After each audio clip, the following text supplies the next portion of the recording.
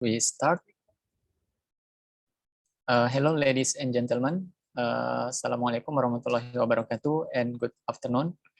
Welcome back to the 8 days of the International Virtual Course 2022.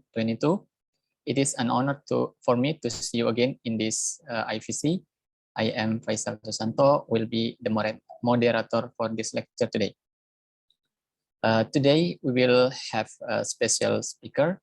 He is Professor John Vincent S. Morale from De La Salle University, Philippines.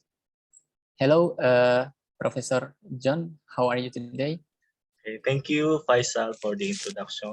I'm feeling good. Okay. I'm ready to give the lecture. Oh, okay. How can we call you? You can call me JV. Oh, okay, Dr. JV. Okay. Okay, Dr. Jeffy will give us a lecture about codes and designs in association, schemes, and floor plan partition. But before starting the lecture, let me show you a short CV of Dr. Jeffy. So let me share screen.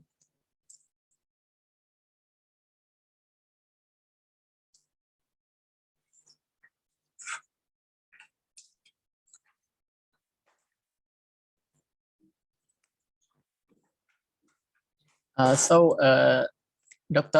John Vincent S.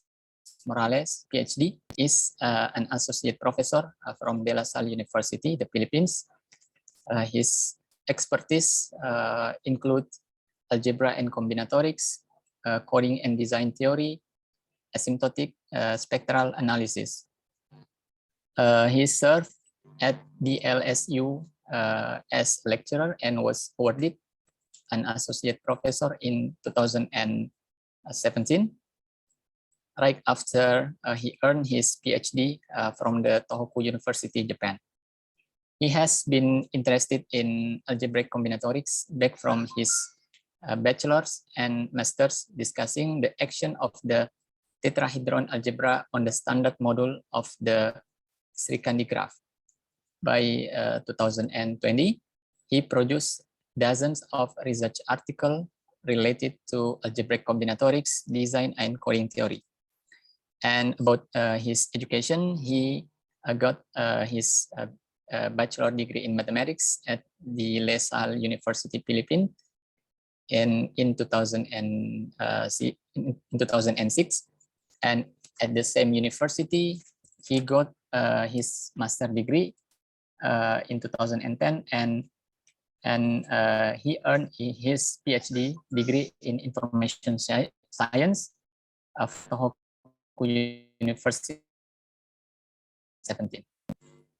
Here are some of his selected publications. The first one is Linking Special Orthogonal Algebra, SO4, and the Tetrahedron Algebra, published in Linear Algebra and its application, 2022. And the second on quantum adjacency of Doob graphs and the irreducible module in 2021. Last one is on the Terwilliger algebra and quantum adjacency algebra of the Srikandi graph, published in Manila Journal of Science in 2020. And if you want to get more information,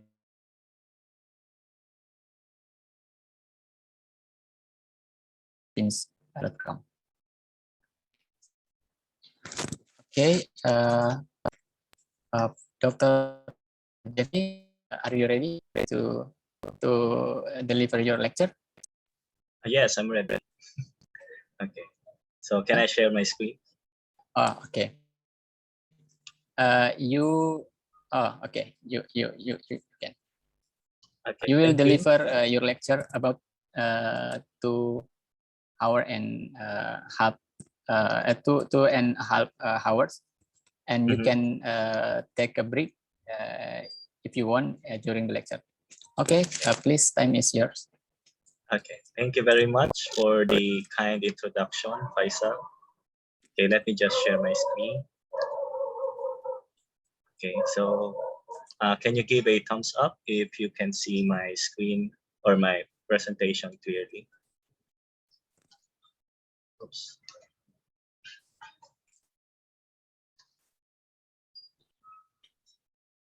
Okay.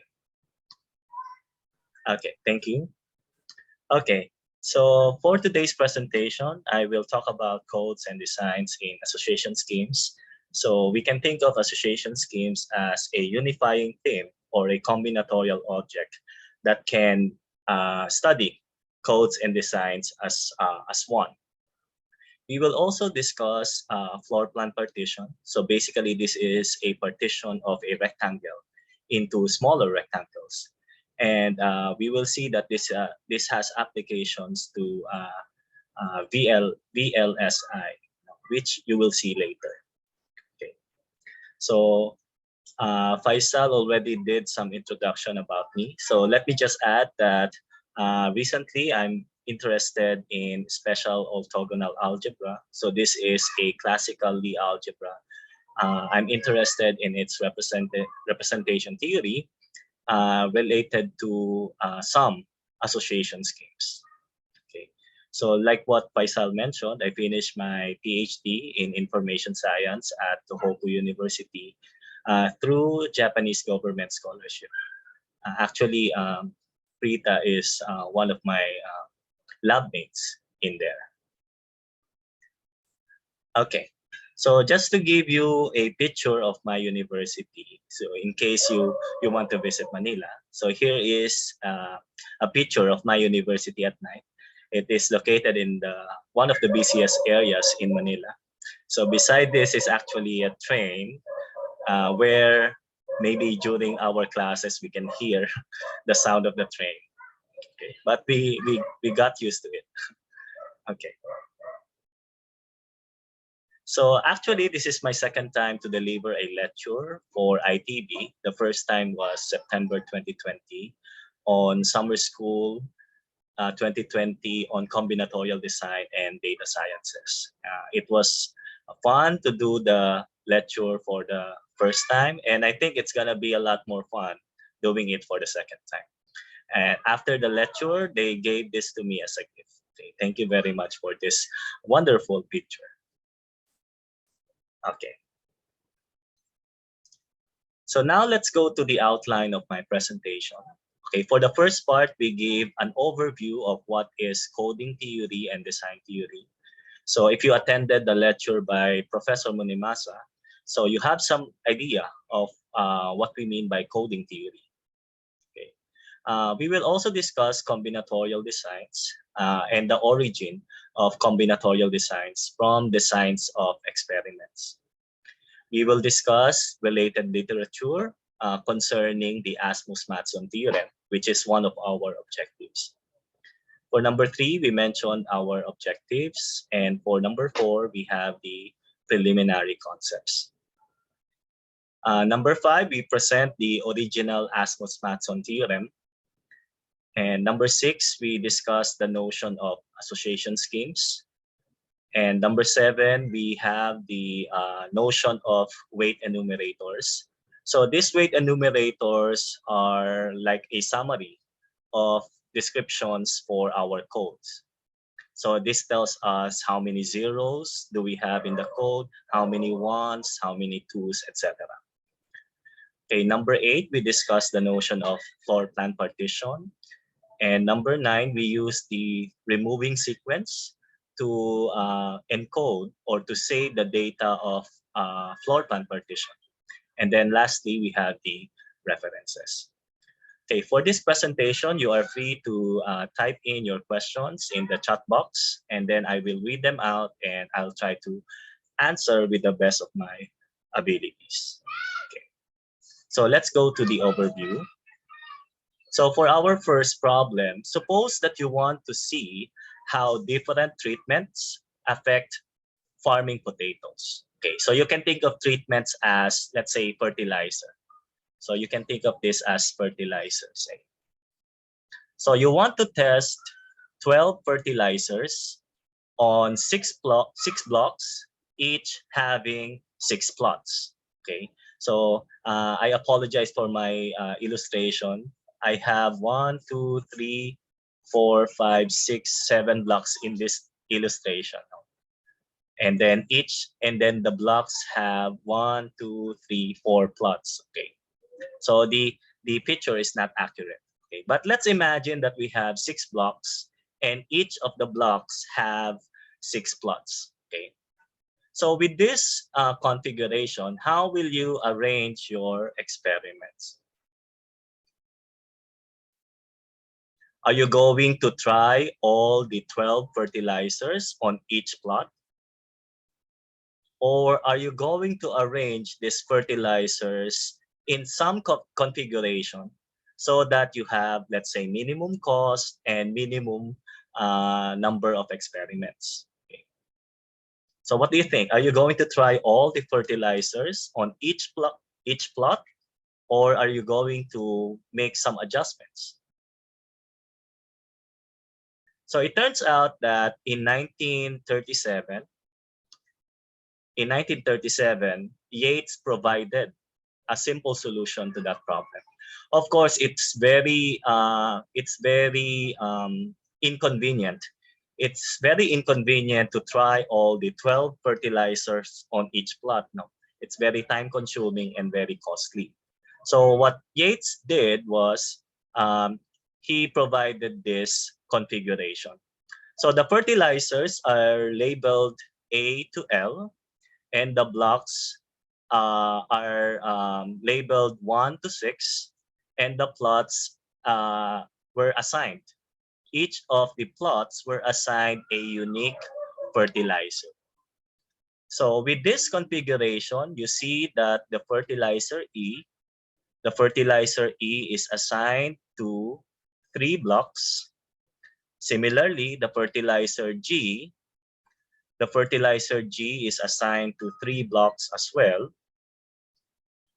And the fertilizer H is also assigned to 3 blocks. Okay. So with this configuration, it is much cheaper and much less time consuming compared to testing all the 12 fertilizers on each plot. So what we actually did is an experimental design. So in order to effectively carry out research objectives, researchers use what we call experimental designs. Okay, experimental design is the planning of set of procedures to carry out research objective with minimal number of experiments. So this is to minimize the cost and minimize the time of performing the experiment while attaining the objective of the research. Now, because of experimental design, this gave birth to a field of mathematics known as design theory. So combinatorial design theory is a branch of discrete mathematics which originated in the design of statistical experiments for agriculture and through generalization of various recreational problems. Okay, so what you saw earlier about the fertilizers and the potatoes is an example of statistical experiment for agriculture. Okay, so because of that statistical experiment, mathematicians study combinatorial design in its own right, and now we have the field known as design theory.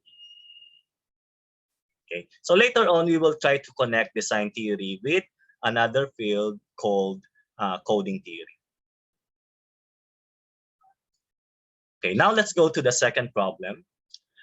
For the second problem, suppose that the sender and the receiver agreed to use the following code words in their exchange of messages across a noisy but reliable channel. Okay, so the sender and the receiver agreed to use these codes in their exchange, these code words in their exchange of messages. Now take note that each code word has a unique meaning known only to both sender and receiver. So for instance, this 000 has a meaning. This one has a meaning or certain meaning. This one has a certain meaning known to both sender and receiver. So this could mean something, but only the receiver and the sender knows what this code word means. If one of these code words were sent over a noisy channel and were corrupted by one bit, so meaning that one number was changed. If one of these code words were sent over a noisy channel and were corrupted by one bit, can the error be detected? Or in other words, can the receiver know that there is an error? Or can the error be corrected?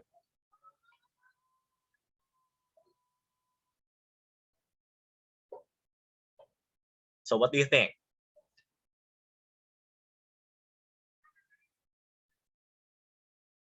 Okay, the answer is yes. Okay, why is that?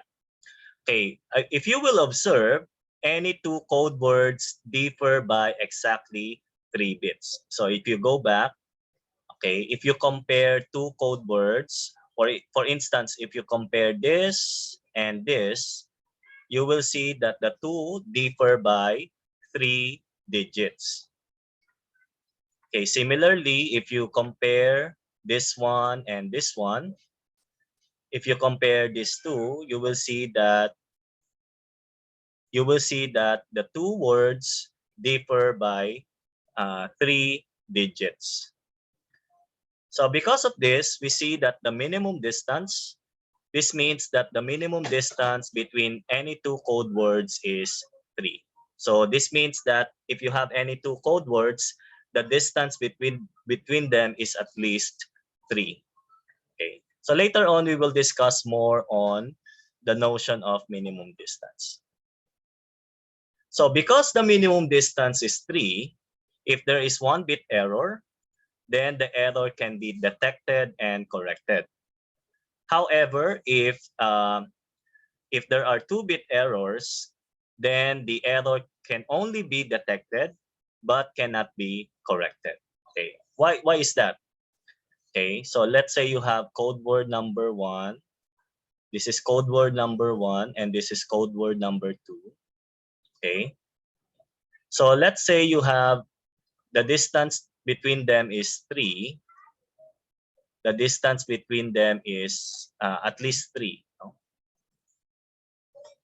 So distance is at least 3. So maybe I should write it like this. So distance between C1 and C2 is at least 3. Okay.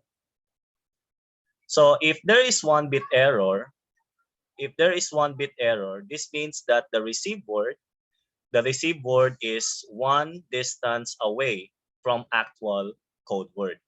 So let's say this is the receive word. So if this one is the receive word, then since this one is closer to C1 than it is to C2, we can definitely correct the error. So this is distance 1. Okay, distance 1 because they only differ by 1 bit. No? There is 1 bit error. Okay. However, if there are 2 bit errors, okay, we cannot correct the error. Okay, why is that? Okay, we cannot correct the error because let's say this is C1 and this is C2.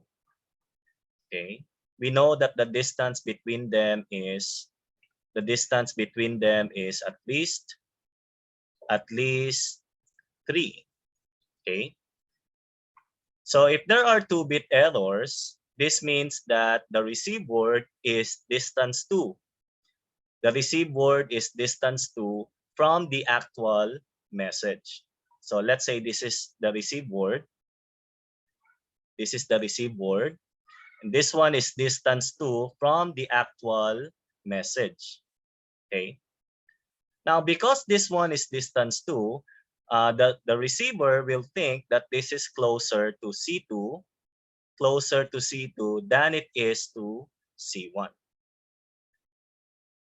So because the received word is closer to C2, the receiver will think that the actual message is C2.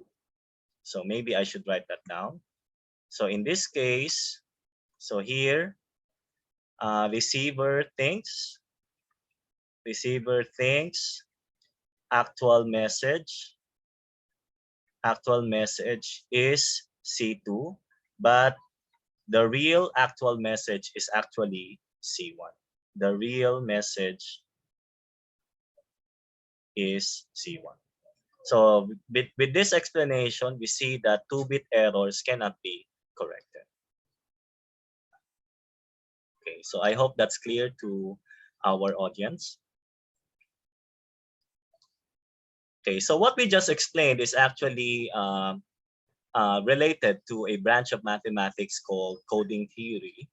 So coding theory is a branch of discrete mathematics with the origins in the engineering problem of finding good error correcting and error detecting codes.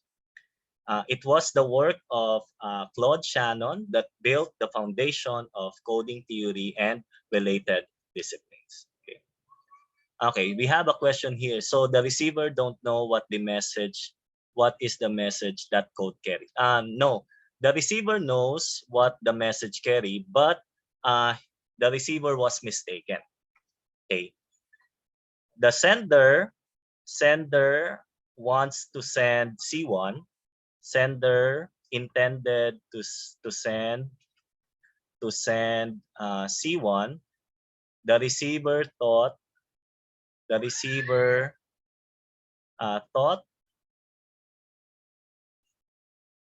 the intended message was C2.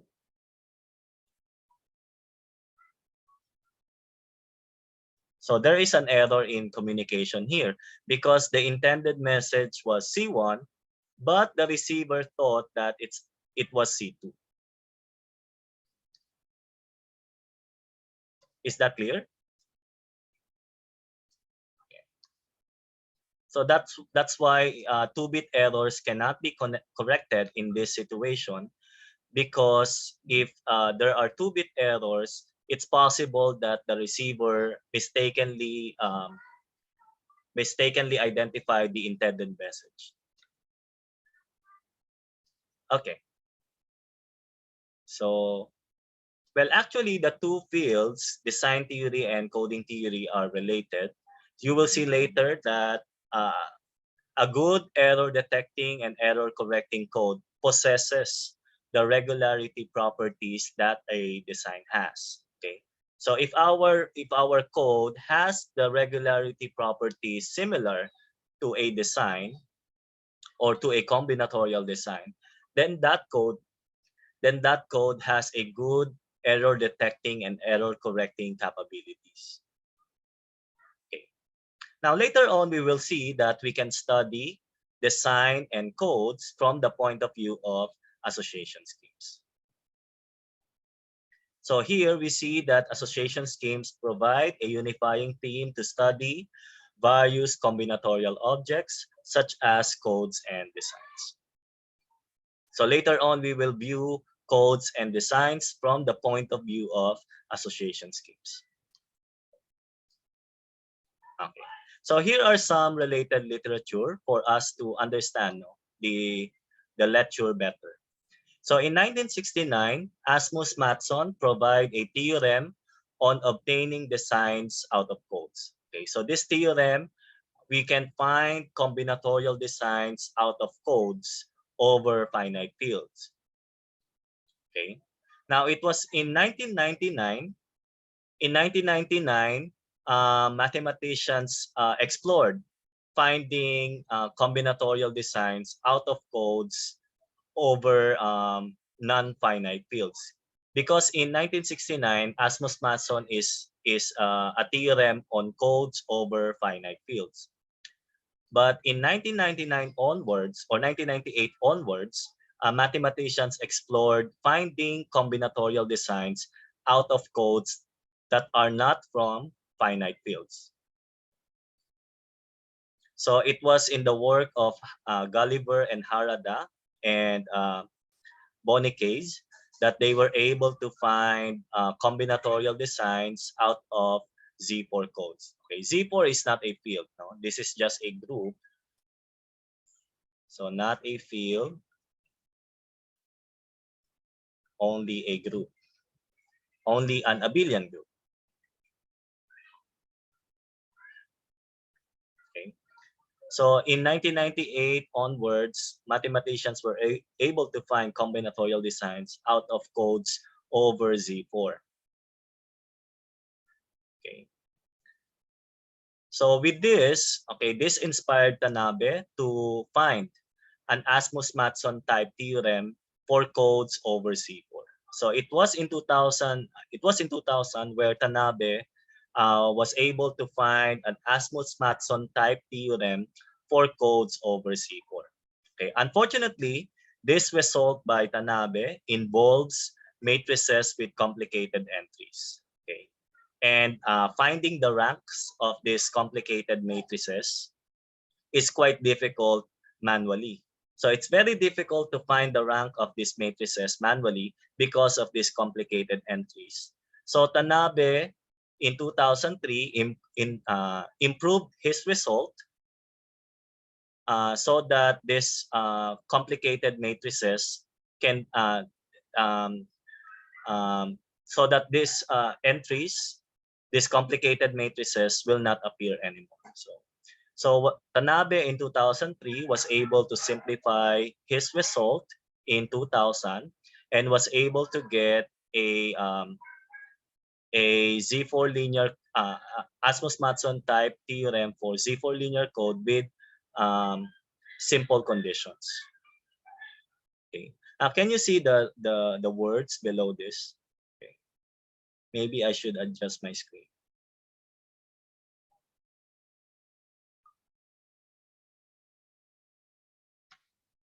Okay.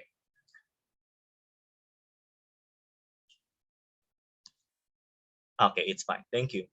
So here are the objectives of the lecture. Number one is to recall the notion of association schemes and related concepts. So probably not everyone is familiar with the notion of association schemes. So I will give a brief description of what is association scheme, and we will also discuss some examples. Okay, number two, to provide illustrative examples for important concepts. Okay, I will do this as well. Number three, to use association schemes to study codes. Okay, so we will see how association schemes can be used to study codes over finite fields and non-finite fields. Okay, number four, to show how to construct designs out of codes via the Asmus-Matson theorem. So we will give examples on how to obtain combinatorial designs out of codes using this AM theorem. Okay, number five, to discuss the notion of floor plan partition. And number six, to discuss how codes can be used to store data about floor plan partition. So that's quite a long overview. Okay, let's now go to the preliminary concepts. Okay. For the preliminary concepts, these are my references. Okay, I have here Cameron and Van Lint, graph theory, coding theory, and block designs. I also have Kasky and Ostergaard, classification algorithms for codes and designs, and also this one. So now let's go to our first definition. Okay, so we define what is a T-design. Okay, so a T-design with parameters vk lambda, or simply a T vk lambda, is a pair xb, where x is a set of points with cardinality v. So meaning that we have v points, and then b is a collection of k element subsets of x called blocks. So this B is a collection of blocks with the property that any T points are contained in precisely lambda blocks. Okay. So let me just explain each of the four parameters. Okay. So this T is the strength of the design. Okay, strength of design. Okay, this V is the number of points. Okay, this K is the size of the blocks. Size of blocks. And then lambda is the appearance. Appearance, the number of times. Okay, maybe I should, the number of times any fixed T points appear on blocks, or the number of blocks. Maybe I can rephrase this. The number of blocks T points appear. Okay. So let's take, for example, one of the simplest design, which is the plane. Okay, for the plane, we have 7 points. So this means that V is 7. Okay, and we have the following blocks: 1, 2, 3, 2, 4, 2, 4, 6, 1, 4, 5, 1, 6, 7, 3, 4, 7, 2, 5, 7, and 3, 5, 6. So in this case, the size of our blocks is 3. So K equals 3. Okay. Now, okay. So let's try T equals 2. So meaning we are testing 2 points. Okay. So let's pick 2 points. Okay, 1 and 2. Okay. So in how many blocks can you find the numbers 1 and 2? In how many blocks can you find the numbers 1 and 2? Okay, 1. Very good. Let's try, this time, let's try 6 and 7. In how many blocks can you find 6 and 7?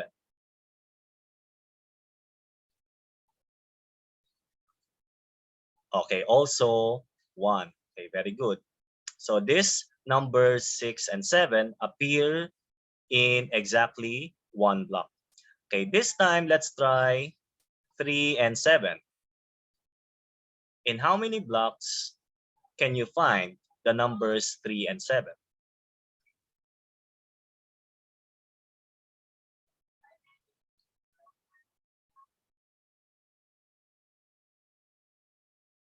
Okay, in how many blocks can you find the numbers 3 and 7? Also 1. Okay. So notice that if you try any 2 points, you will see that these 2 points appear in exactly 1 block. So with that, we have the value lambda equals 1. So in this case, we have a 2, 7, 3, 1 design. Okay, so the 2 there is the strength of the strength of the design. The 7 is the number of points. The 3 is the size of the blocks, and the 1 is the appearance of every 2 points in the blocks.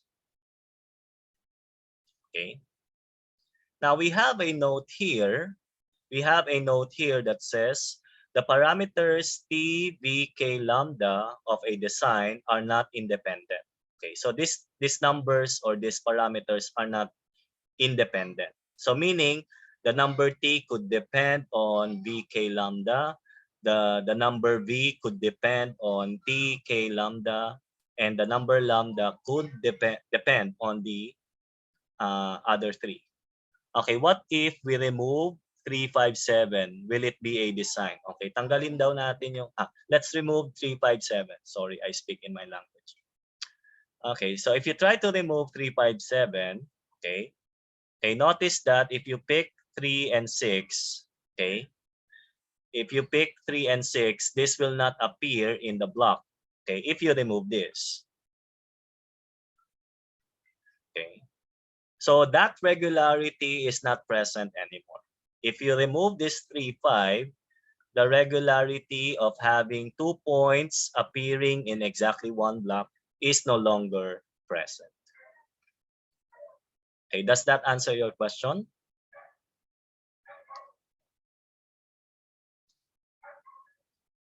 Okay, thank you. Okay, so as I have mentioned earlier, T, V, K, lambda are not independent. Okay, so you can check that this design 2, 111, 11, and 1 does not exist.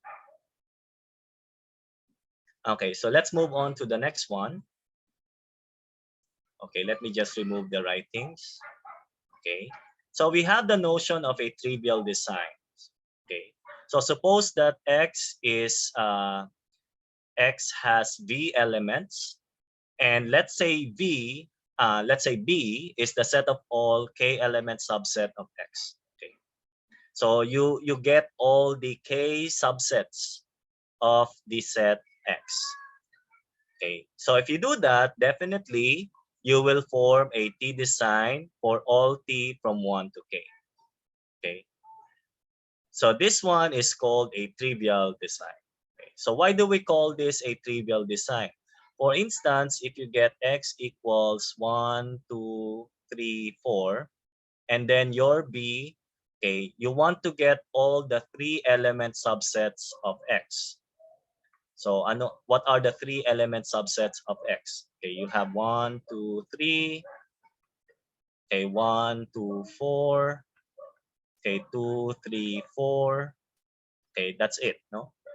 So if you collect all the 3 element subsets of X, this forms a trivial design. Okay, all 3 element subsets of X. Okay. So this one is a trivial design because you are getting all the 3 element subsets. Okay. This one is not interesting because you are getting a design out of all the 3 element subsets.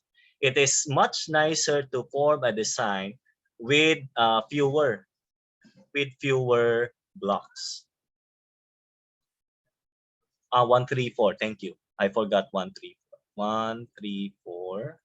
Okay, what else? So 1, 2, 3, 1, 2, 4, 2, 3, 4, 1, 3, 4. Okay, that's it, no? 4, choose 3. Okay. Thank you for that correction. Okay.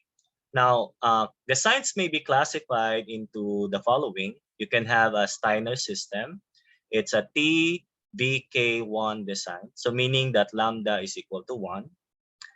A projective plane is a 2n squared plus n plus 1, comma n plus 1, comma 1 design. An affine plane is a 2n squared n 1 design. A quasi-derived design is a 2bk lambda design with k equals lambda plus 1. And then we have Hadamard design and Hadamard 3 design. Okay. So here are some examples of these classifications. Okay, we have a projective plane. In this example, we have a 2, 13, 4, 1 design. Okay, why? Okay, we have 13 points. So 13 points. Okay, and then each block has 4 points. Okay, each block has 4 points. And then, okay, give me 2 points. Okay, so if you try 7 and 10, 7 and 10, these numbers appear in exactly one block. This one. If you try 11 and 9, 11 and 9, these 2 points appear in exactly one block. Okay? Yeah, this one in this block. Okay. If you try, let's say 1 and 13. Okay, 1 and 13. 1 and 13 will appear in exactly one block, like this. Okay. So this is an example of a projective plane. I think the n here is 2. No, I mean n is 3, sorry. So n is 3. Okay, for the next one, we have an affine plane. So this affine plane is a 2931 design. For the Hadamard, we have 2731 design. Okay, now you might say, sir, how is this a 2731 design? Okay, so actually you can form a design out of Hadamard matrices. Okay, so let me just clear the writings. You can form designs out of Hadamard matrices. So what you do is you remove the ones on the first column and the first row. So remove first row and first column. So if you do that, you will get the matrix 1, 1, 1, 1, negative 1, negative 1, negative 1, negative 1. Okay, so I'm gonna need more space. So if you remove the first row and the first column, you will get a smaller matrix like this. Okay.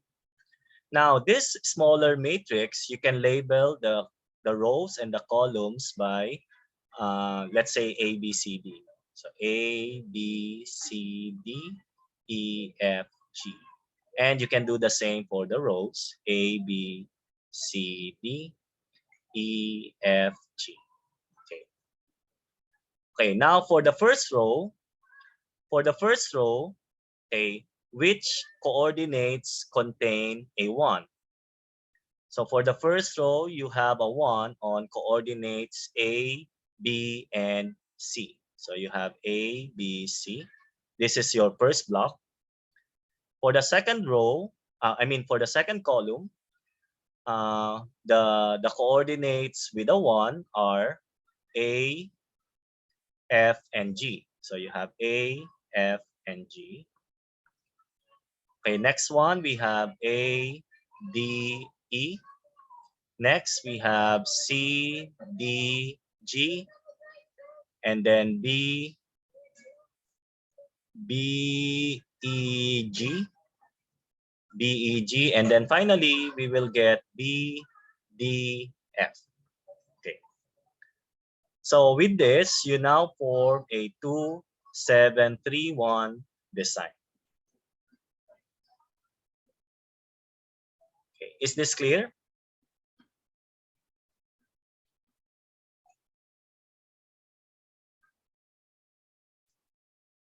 Okay.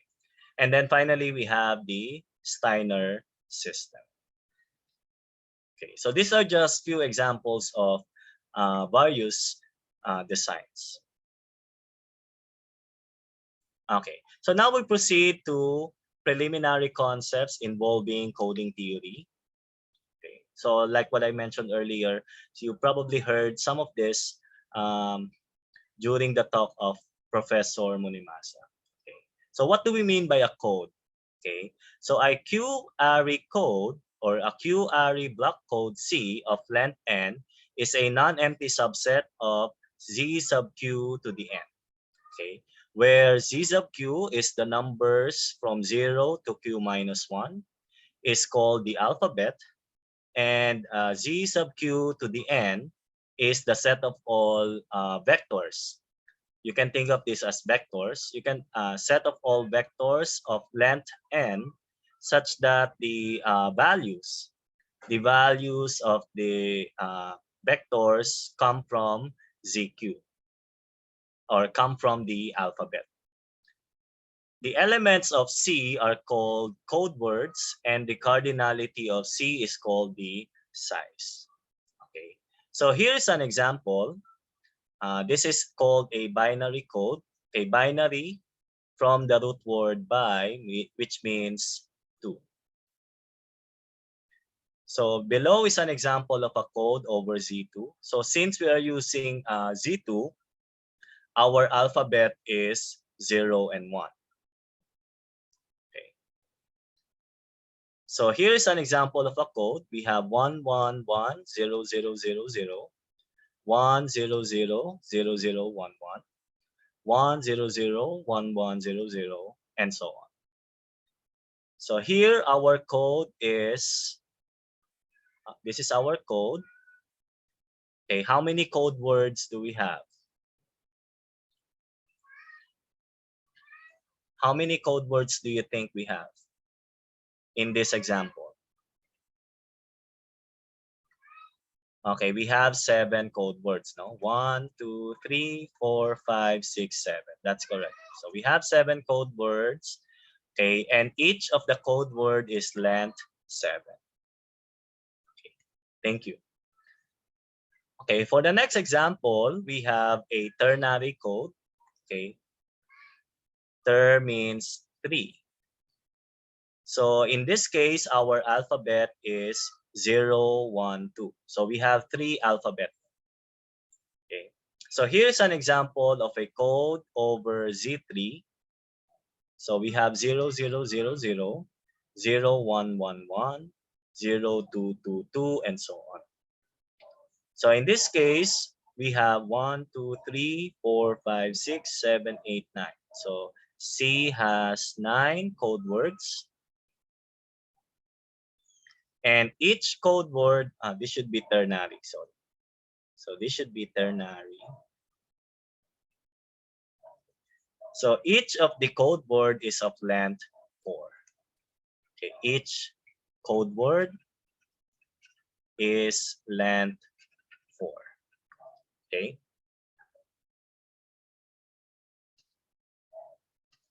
Okay. Now let's proceed to a metric. No. So the metric allows us to define a distance between two code words. Okay. When we talk of metric in topology, it's a distance, a generalization of distance. So here we have something similar. We have a metric on code words. Okay. So our metric will be denoted by D sub H. So basically our metric is the number of digits where the two code words differ. So this metric is called the Hamming distance. Okay. Or in other words, the Hamming distance is the number of digits where the two code words differ. For example, if this is our code word 1, 2, 3, 0, 0, 0, 0, and 1, 0, 0, 0, 0, 3, 2. So this is our code word X, and this is our code word Y. So how many digits do the code word differ?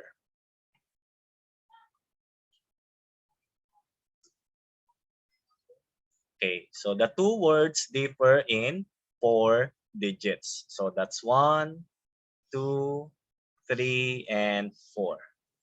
So in this case, the Hamming distance between the two code words is 4. Okay. Now take note that there is also another distance or another metric. We have another metric for code words, which is the Lie metric.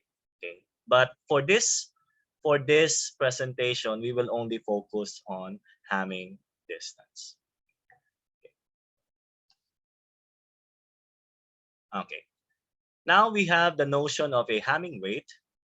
So let's see denote a code over ZQ and suppose that X is a code word. By the Hamming weight of X, denoted by WT of X or weight of X, we mean the number of non-zero entries of X. So basically, when we talk of Hamming weight, this is the number of non-zero digits.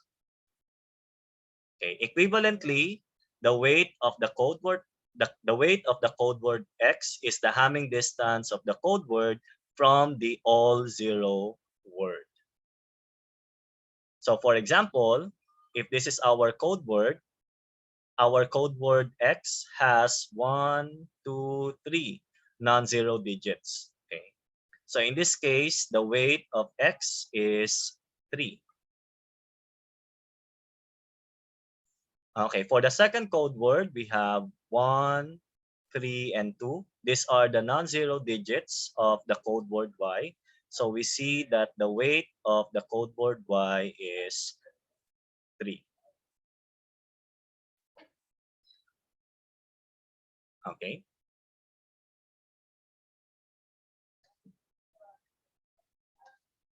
Okay, so now let's go to the notion of linear codes. Okay, so when do we say that a code is linear and when do we say that it is non-linear? Okay, if Q is a prime number, then definitely Z sub Q is a finite field. Okay, this one is important. If Q is a prime number, then Z sub Q is a finite field. Okay, this is, you have addition modulo Q as your vector addition. I mean as your addition. And then you have multiplication as your second operation. Multiplication modulo Q is your second operation. Okay, so because Z sub Q is a finite field, the collection of all vectors of length n is a vector space. So Z sub Q to the n will form a vector space. So the vector space will have usual vector addition and usual scalar multiplication.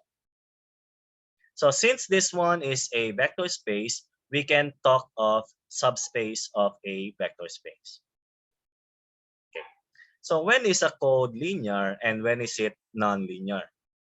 A code C is linear if it is a subspace of Z sub Q to the n.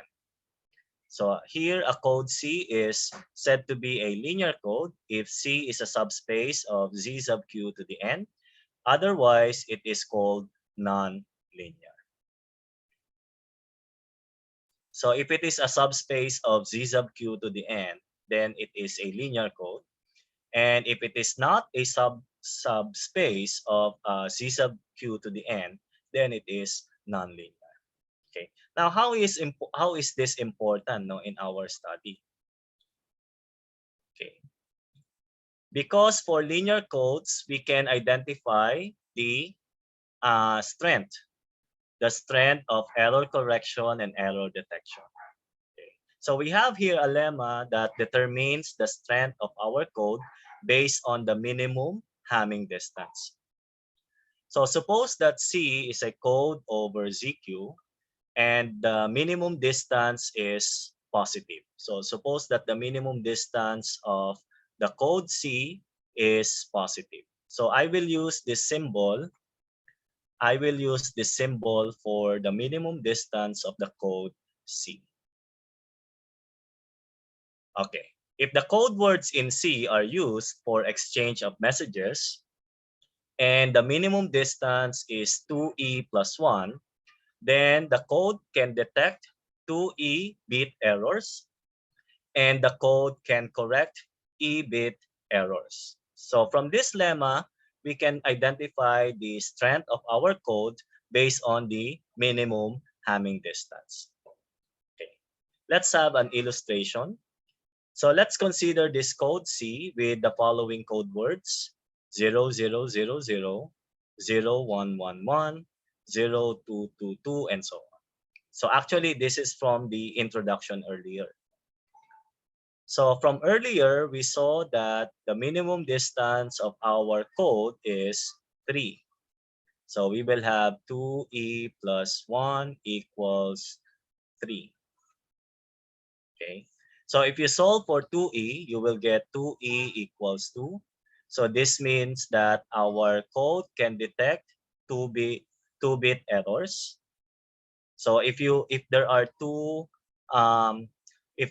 digits that were changed, then the receiver can identify that there is an error. And then if you solve for e, you have e equals 1. Then this means that our code can correct 1-bit error. So if there is only 1-bit error, the receiver can correct that error.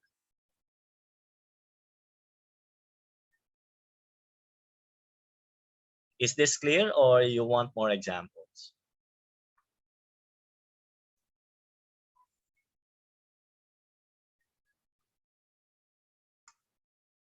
Okay, thank you. So let's move on to the next one. So now we go to the notion of Hamming weight enumerator. Okay, so what do we mean by Hamming weight enumerator? So the Hamming weight enumerator is a summary of the code words found in the code. So it tells us how many code words have a certain Hamming weight. So let's see the note a code over ZQ and suppose that X and Y are commuting indeterminates. So X and Y are just variables that commute. By the Hamming weight enumerator of the code C, we mean the polynomial W sub C given by the following summation.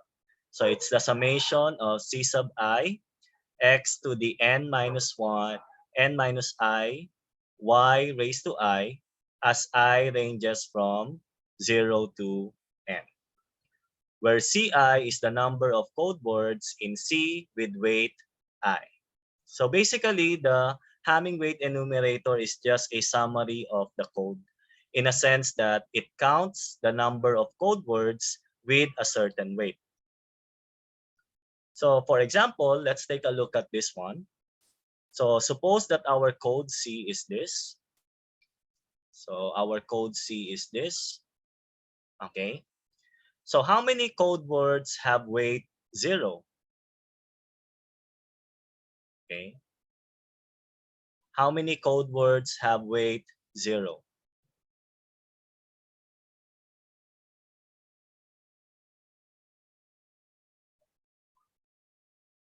Again, the weight is the number of non-zero digits. Okay, so you have 1, x raised to 4, y raised to 0. Okay, plus. Okay, how many code words have weight 2? How many code words have weight 2?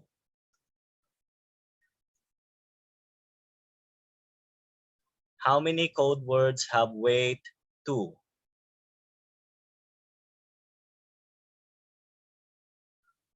Okay, you have 3, no? This 1, 2, 3. So you have 3 x squared, y squared. Okay. Okay, plus. Okay, how many code words have weight 3?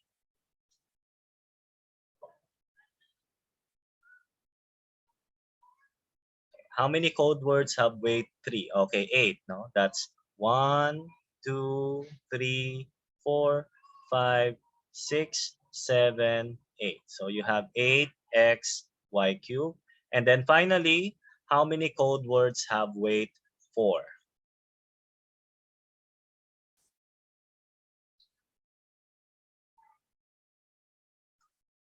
Okay, we have 3. Very good. So we have 3y to the 4th. So this completes our weight enumerator. X to the 4th plus 3x squared y squared plus 8x y cubed plus 3y to the 4th. Okay, any questions about the Hamming weight enumerator?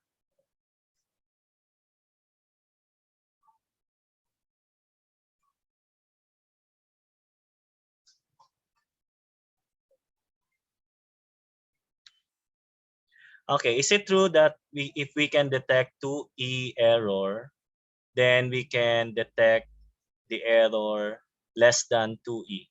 Yes. So 2E is the maximum number of bit errors that we can detect. So it's the maximum. So if you have less, then you can still detect the error. Okay, why do we need variables? This is just to summarize the code.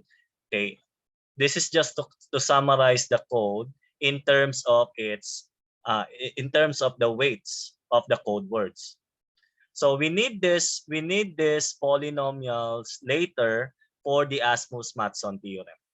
Kasi this is important when we discuss the Asmus-Matson theorem. What is the role of the variable x? The variable x actually counts the number of zeros of the code word. So, for example, here, how many code words? Okay, for example, here, okay, how many code words have 2 zeros? 2 zeros and 2 non-zeros. So that's 1, 2, 3. So the x here acts as the exponent of x, acts as the counter for the number of zeros.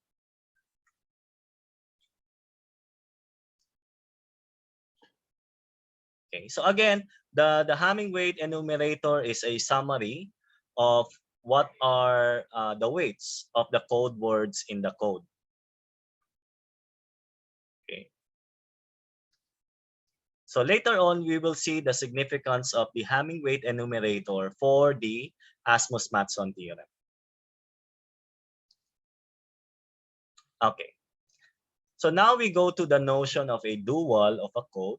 So if you have a code, we have a notion of a dual of a code or dual of a linear code. So let Q be a prime number and let C be a linear code of length n over ZQ. Okay, by the dual code of C, we mean the code ZPerp given by ZPerp equals Z prime such that the dot product of Z prime with Z is equal to 0 for all Z in the set C. Okay. In other words, ZPerp or the dual is the complement, orthogonal complement of the linear code C. Okay. So we asked this question: if we know the Hamming weight enumerator of the code C, if we know the Hamming weight enumerator of the code C, can we get the Hamming weight enumerator of the dual? So it turns out that there's a theorem for that, and that is the Mac-Williams identity. So the Mac-Williams identity allows us to identify the Hamming weight enumerator of the dual based on the Hamming weight enumerator of the code C. So here is the Mac-Williams identity. So according to the Mac-Williams identity, let Q be a prime number and let C be a linear code of length n over ZQ. Sorry. So the Hamming weight enumerator of the dual. So this is Hamming weight enumerator of the dual. Hamming weight enumerator of dual.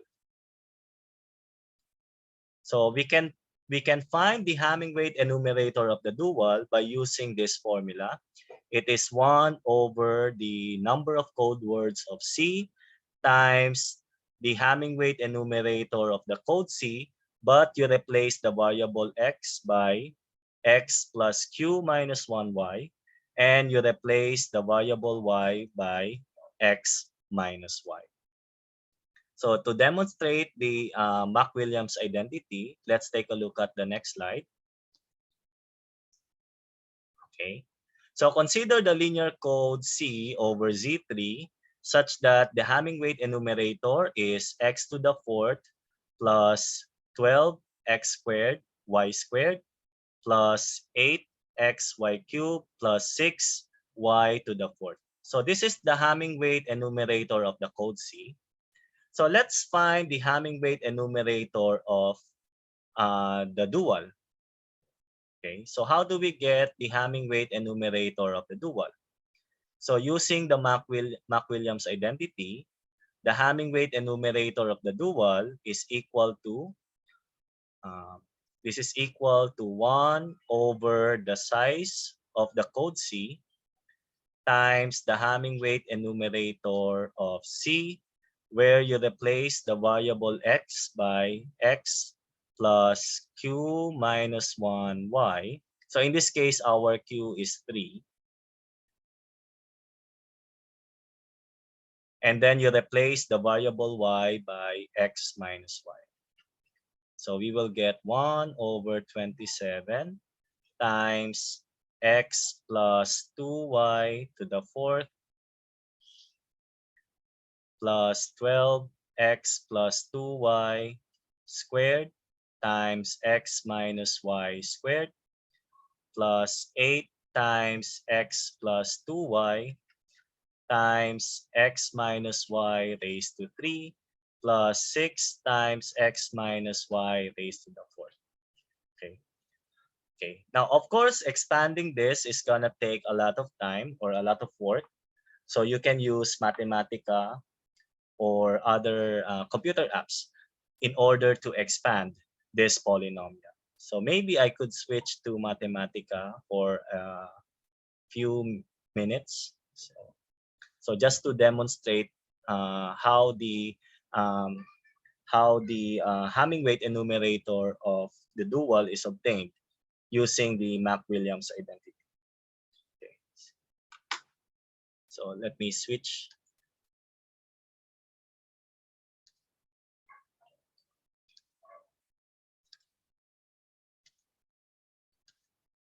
So wait. So let me switch to Mathematica. Okay. So can you see my screen? Yes. Yes. Yes. Okay. Thank you. So our weight enumerator for C is, okay, maybe I'll just put WC. Our weight enumerator for the code C is okay, what is this? X to the fourth. Okay, x to the fourth. Okay, x to the fourth plus 12 x squared y squared plus 8 x y cubed plus 6y to the fourth. So this is the Hamming weight enumerator for the code C. So let's substitute 1 over 27. And then let's replace x by x plus 2y. And let's replace y by x minus y. Okay, so you will get this. Okay. Now, if you want to expand these polynomials, you can type expand.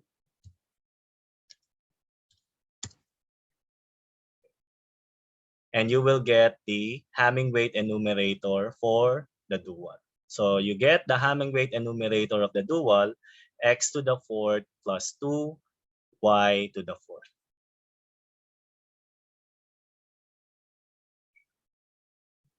Okay, is this clear? Yes. Okay, thank you. So let me go back to my slides.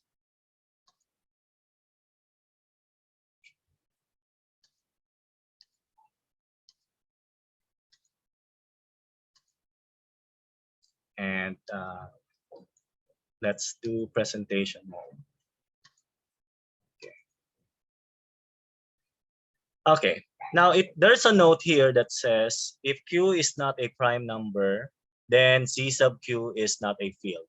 Okay, so because Z sub Q is not a field, our code cannot be linear. Okay. However, Z sub Q to the n is a commutative group with entry-wise addition. Okay, so in case Q is not a prime number, so example Q equals 4, Q equals 4. So in this case, C sub 4 is not a field. Okay. So even though Z sub 4 is not a field, this one will become a group. Okay, this is a commutative group in particular. So this is a commutative group with operation entry-wise addition. So if C is a subgroup of C sub Q to the n, if C is a subgroup of Z sub Q to the n, then we can define the dual. We can define the dual using the Fourier transformation. So later on, I will demonstrate this in our in the next part of the lecture. Okay. Now, before we discuss the Asmus-Matson theorem, okay, let me just mention what we mean by support of a code. So let C denote a code in C sub Q to the n, and let Z denote a code word in capital C. By the support of Z, we mean the set sup Z such that this set is it tells us the number of digits or the places. It tells us the places where the code word is non-zero. For example, if our code word is 01012, so this is first digit, second digit, third digit, fourth, and then fifth. So in this case, the support of the code word Z, the support of the code word Z is 2, 4, and 5. If your code word is 00121, then the support of this code word will be 3, 4, and 5. Okay. So now that we have discussed the notion of support, we can now mention the Asmus-Matson theorem, or the original Asmus-Matson theorem. So here is the original Asmus-Matson theorem. So let Q denote a prime number, and let C be a subgroup, subspace of Z sub Q to the N. Now let delta denote the minimum Hamming weight of the code C. If T is a number from 1 to N such that Z perp has at most delta minus T Hamming weights appearing in the set 1, 2 until N minus T, then the supports of code words of any fixed weight in the code C form a T design. Okay, so this is the Asmus-Matson theorem describing how to get combinatorial design out of codes. So basically, we just get the supports of codes of fixed Hamming weight, and those supports will form a T design. Okay, but how do we get this T? Okay, let me show an example. So let me illustrate the Asmus-Matson theorem. So suppose that we have a code, a linear code. Okay, we don't even know the code words in it. But let's say that the Hamming weight of this code is x to the 8th plus 14, x to the 4th, y to the 4th plus y to the 8th. So based on this Hamming weight, the minimum distance, based on this Hamming weight, we see that the smallest non-zero weight of the code C is 4. So this is the smallest Hamming weight of the code C. So maybe I should write it down. So smallest non-zero weight in C. Okay, so here is the smallest. This gives us the smallest Hamming weight, non-zero Hamming weight of the code C. Okay. Now using the Mac-Williams identity, we can tell the weights. We can tell the weights appearing in the dual. So if you perform the Mac-Williams identity, you will get this polynomial. Okay.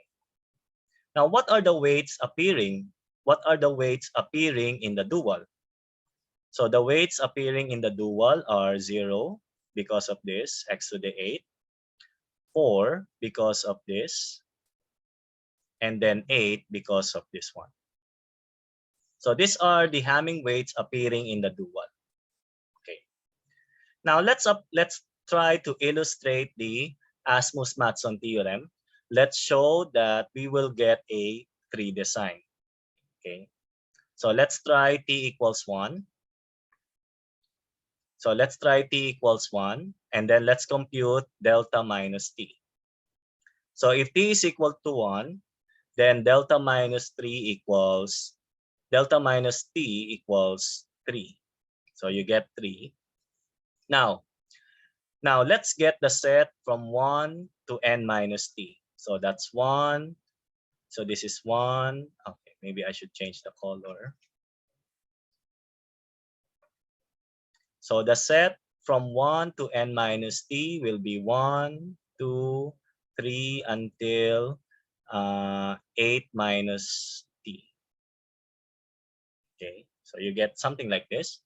So if t is equal to 1, you will get 1, 2, 3, 4, 5, 6, 7. Okay, question. How many weights of the dual, appear in this set?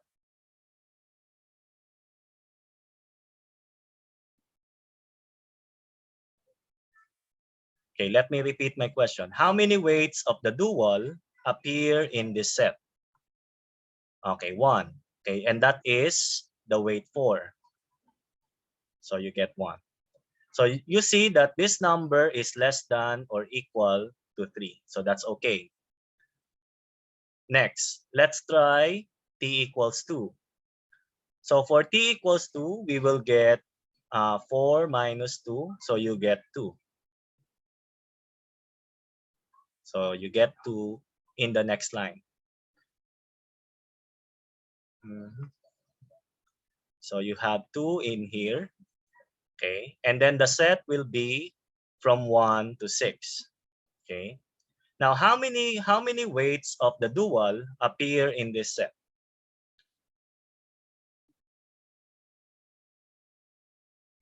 How many weights of the dual appear in the set? Okay, also 1. Very good. So you have 1. Check. So there's still no problem as far as Asmus-Matson theorem is concerned. So this number is still less than or equal to 2. Okay, let's try t equals 3. Okay, let's try t equals 3. So if you get delta minus t, you will get 1. So this will become 1. Okay, and then the set will be from 1 to 5. Okay, how many code words from how many weights of the dual appear in this set? 1. Also 1. Very good. No. Okay. And this number is still less than or equal to 1. Okay. And then finally, if you try t equals 4, you will get delta minus 4, you get 0. So this is 0. And then you have the set 1, 2, 3, 4. Okay, how many weights of the dual appear in this set? 1. 1. One. Okay. So as you can see here, the weights of the dual appearing in this set is 1, whereas delta minus t is 0. So 1 is not less than or equal to 0. Okay. So because 1 is not less than or equal to 0, this means that you cannot have 4 designs. Okay. So therefore, there are no 4 designs in C. So you cannot find a 4 design in C. But what can we find in C? We can find 3 designs. However, there are 3 designs in C. So since our T has reached a maximum of 3, this means that our code can have a 3 design. Okay, is this clear?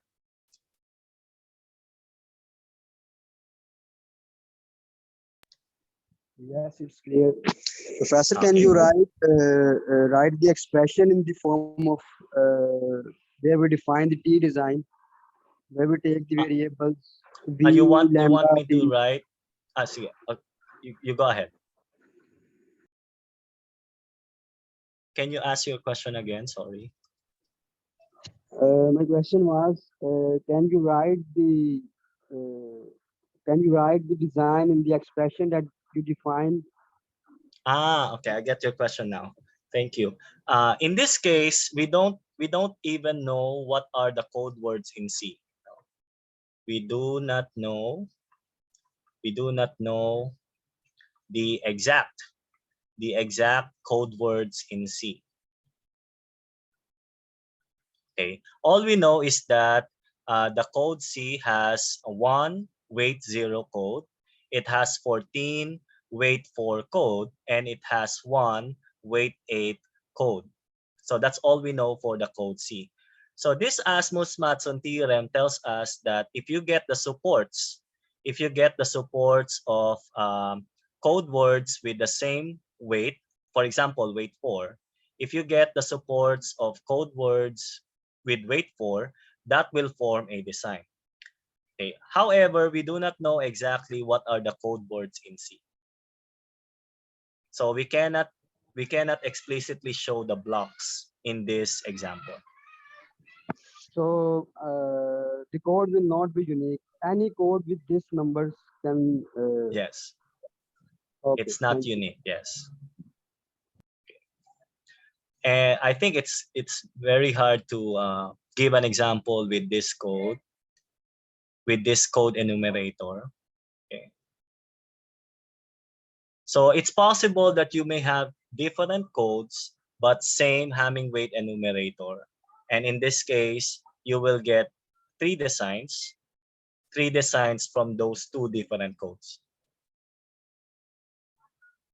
So all we have right now is there is a tree design, but we cannot explicitly show what is that tree design. Okay, thank you for that question. Other questions?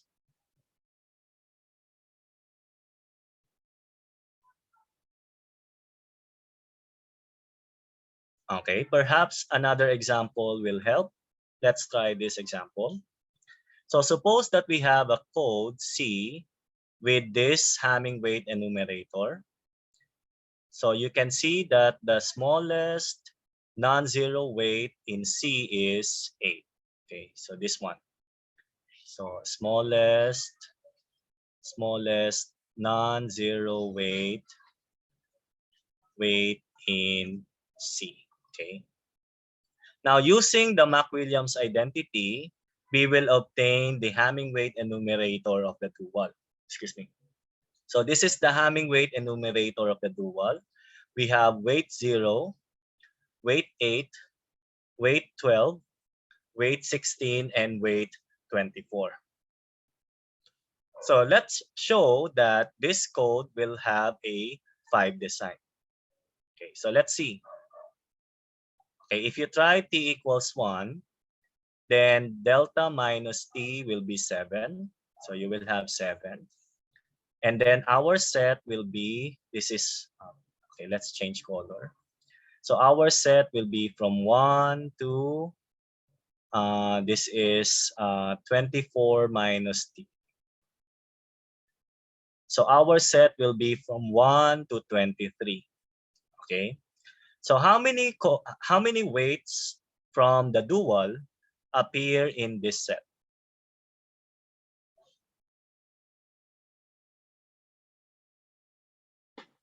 How many weights from the dual appear in this set? Okay, the answer is 3. Okay. So 3 is less than or equal to 7, so no problem. Okay, next, let's try t equals 2. So if t is equal to 2, then we will have delta minus 2, which is 6. And then our set will be from 1 to 22. Okay. Now, how many weights in the dual appear in this set?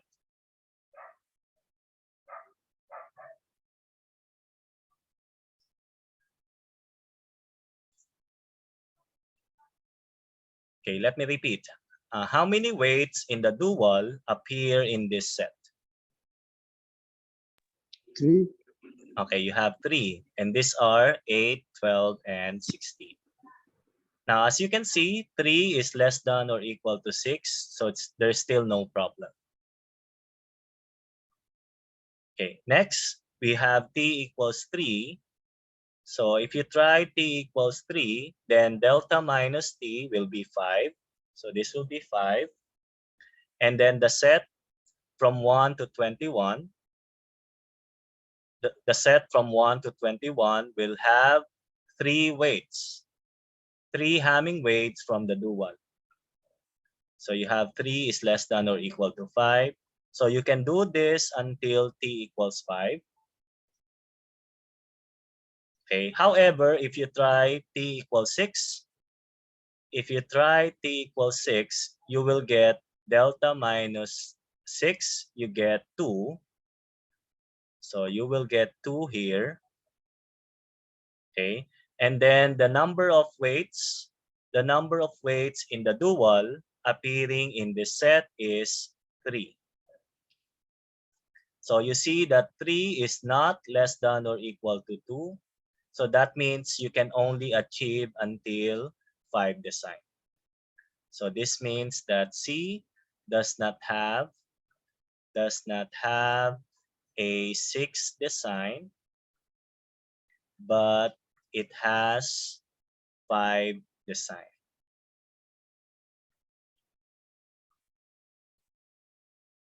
Okay, so from this illustration, we see that our code, even though we don't know the code words in this code does not have a 6 design, but it has a 5 design.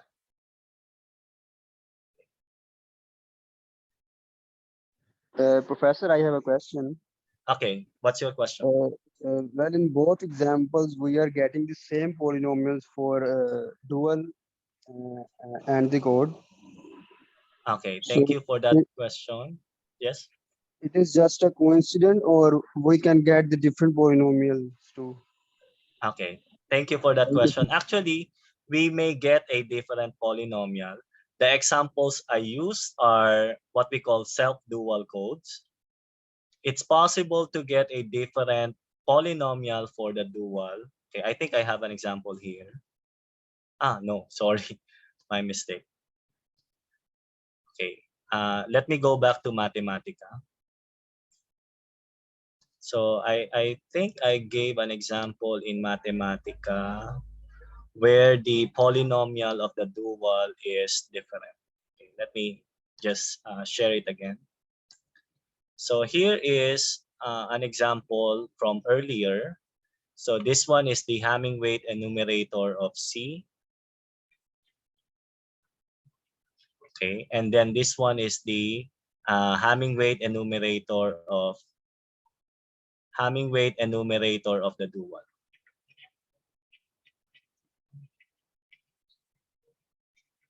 So it's possible to get a different polynomial for the dual. It just so happened that my examples are self-dual codes. Okay, thank you. Thank you very much for your question. Other questions? No, I don't have any question. Okay. So this ends the first part of my presentation. Faisal, can we have a 10-minute break? Okay, you can. Okay. So we Thank will you. start again in 2:45. Thank you, Faisal. Okay, you're welcome.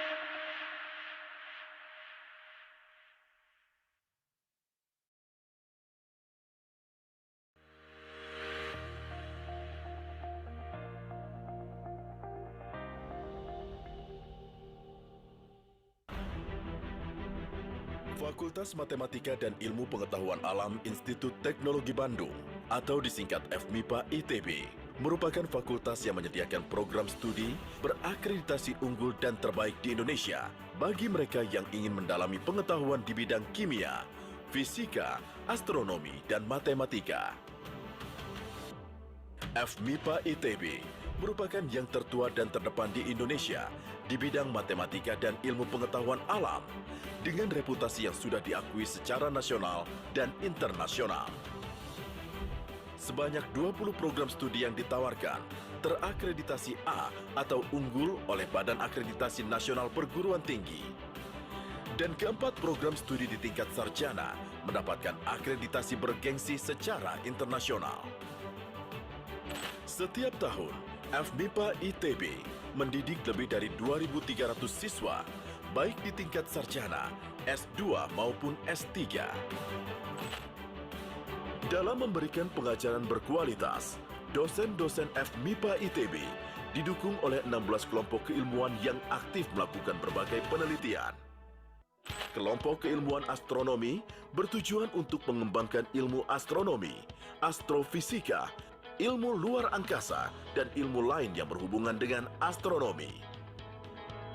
6 kelompok keilmuan fisika aktif melakukan riset tentang bumi dan sistem kompleksnya, tentang material-material yang ada di alam dan pemanfaatannya, tentang material magnet dan fotonik serta pengembangannya, dan banyak lagi lainnya. Di bidang kimia, 4 kelompok keilmuan secara produktif mencari temuan-temuan baru untuk pengembangan, penerapan, dan penyebarluasan ilmu kimia, serta penyelesaian berbagai masalah yang berkaitan dengan kimia di masyarakat. Begitu juga dengan 5 kelompok keilmuan matematika, di mana para dosen di dalamnya mendukung proses pembelajaran matematika, serta pengembangan dan penerapan matematika di dunia modern saat ini melalui penelitian mereka.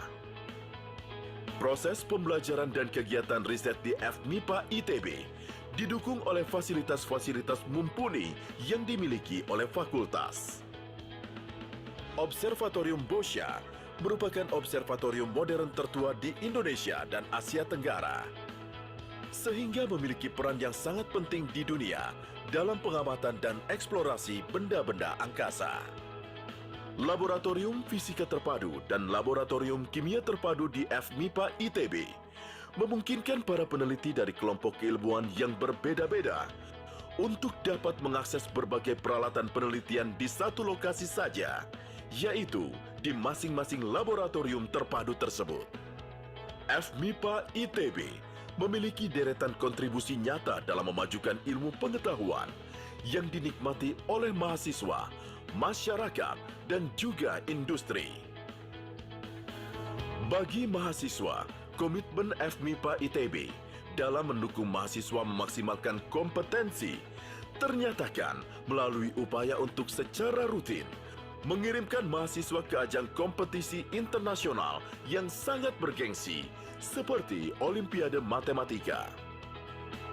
FMIPA ITB memfasilitasi mahasiswa FMIPA untuk berkompetisi pada tingkat nasional maupun internasional. Fasilitas yang disediakan berupa pembinaan dan akomodasi yang meliputi biaya maupun tempat pelaksanaan. Pada tahun 2021, FMIPA mengirimkan 5 mahasiswa pada kompetisi matematika internasional IMC 2021 dan berhasil mendapatkan 2 emas, 2 perak, dan 1 honorable mention.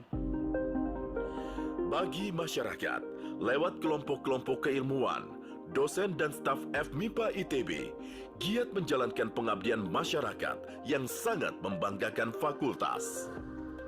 Observatorium Boscha bersama dengan program studi dan kelompok keahlian astronomi di FMIPA ITB mengupayakan agar konsep-konsep dasar sains yang berkenaan dengan astronomi itu dapat menjadi bagian dari hidup masyarakat yang terintegrasi. Observatorium Boscha dengan dukungan FMIPA bekerja sama dengan banyak pihak, bisa NGO, bisa industri, bisa korporasi. Jadi ada banyak yang bekerja sama mendukung program pendidikan astronomi yang menyediakan sumber belajar yang tidak ada batasnya. Karena peran Observatorium Boscha dan astronomi di ITB di bawah FMIPA ini ada banyak sekali yang berhubungan langsung dengan masyarakat. Umpamanya saja pengamatan bulan baru, hilal, bagaimana hari-hari penting itu ditentukan. Banyak sekali kontribusi dari Observatorium Bosca. Kami telah banyak kerjasama dengan berbagai instansi pemerintah pusat dan daerah, pihak swasta dan industri di dalam maupun luar negeri untuk memajukan pendidikan, penelitian, dan pengabdian masyarakat. Kita telah juga membuka layanan penggunaan alat lab bagi masyarakat luas, diantaranya SEM, Microcity, NMR, alat praktikum pengajaran, dan HPC yang ada di gedung BSCA, dan juga peralatan lain yang tersebar di gedung Prodi dan juga Observatorium Bosca. Dengan peralatan ini, kami telah memberikan pelayanan dalam bidang pendidikan, penelitian, dan industri. Kerjasama dalam bidang penyelenggaraan beasiswa pasca sarjana juga telah kita lakukan, diantaranya penyelenggaraan pendidikan S2 pengajaran bagi guru di Departemen Agama dan juga Provinsi Bangka Belitung, dan akan menyusul beberapa Pemda lainnya. S2 dalam bidang aktuaria untuk staf BPJS Ketenagakerjaan dan pendidikan S2 Master by Research dan Doktor by Research di lingkungan organisasi penelitian BRIN. Pendidikan S3 bagi staf Kementerian Perdagangan dan lainnya.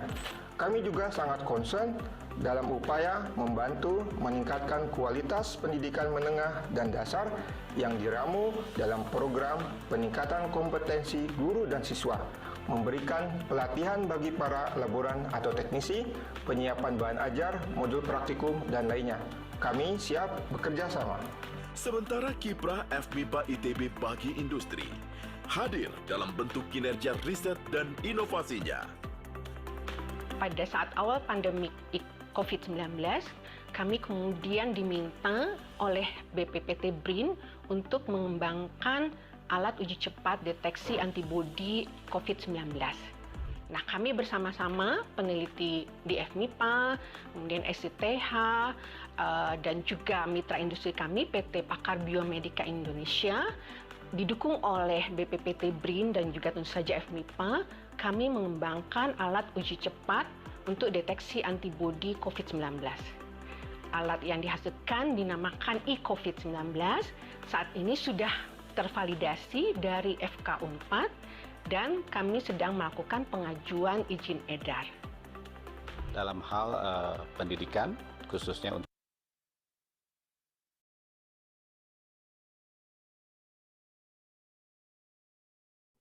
Okay, Professor, you may continue your talk. Okay, thank you. Okay. Okay, so I'm sharing my screen. Okay. Okay, so for the next part of my presentation, I'm going to talk about Asmus-Matson theorem for codes over commutative association schemes. So in here, we show an Asmus-Matson type theorem from the perspective of association schemes. Okay, and in this Asmus-Matson theorem, we are able to find combinatorial designs from codes, even from non-fields. Because the limitation of the original Asmus-Matson theorem is that it can only find combinatorial codes out of, it can only find combinatorial designs out of codes from finite fields. So this one is a joint work from my advisor, Hajime Tanaka. So we start off with the notion of a binary relation. So let X denote a non-empty finite set. So usually you can think of X as a finite group or finite abelian group.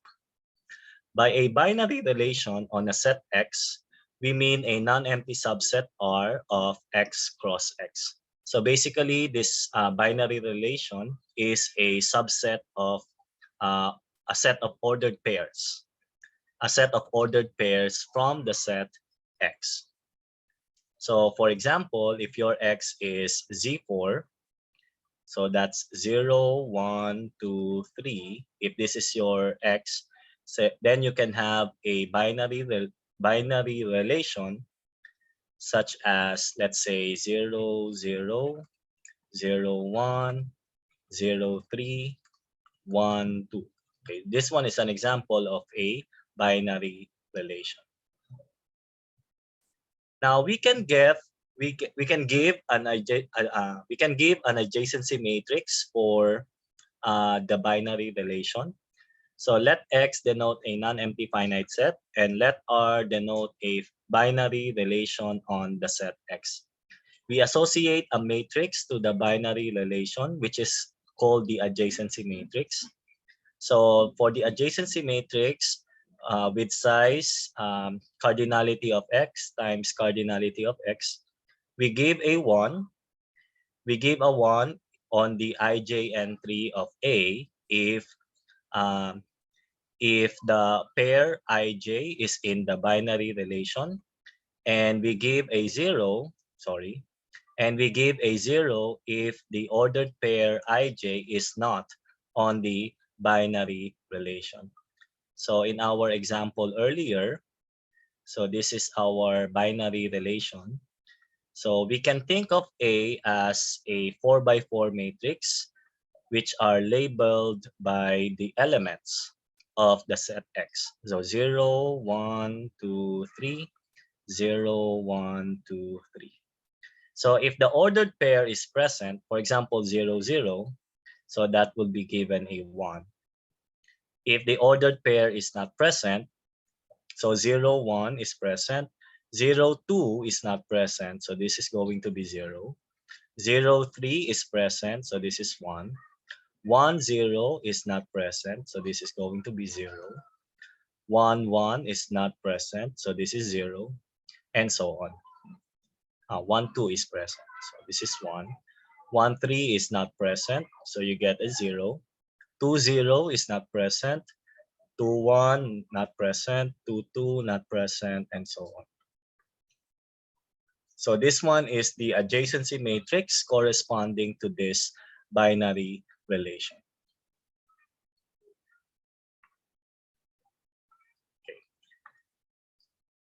So now we proceed with, okay, this is an example of binary relations. We have R0, R1, and R2.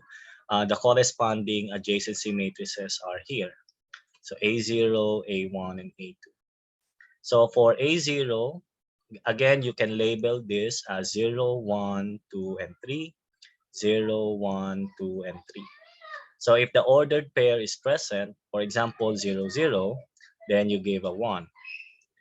If the ordered pair is not present, then you get 0. Okay. So this will be important to the notion of association schemes. So we now define what is a commutative association scheme. So let X denote a non-empty finite set. Okay, again, you can think of X as a finite commutative group. Let R0, R1 until Rs denote a collection of binary relations on X. So these are collections of binary relations on X.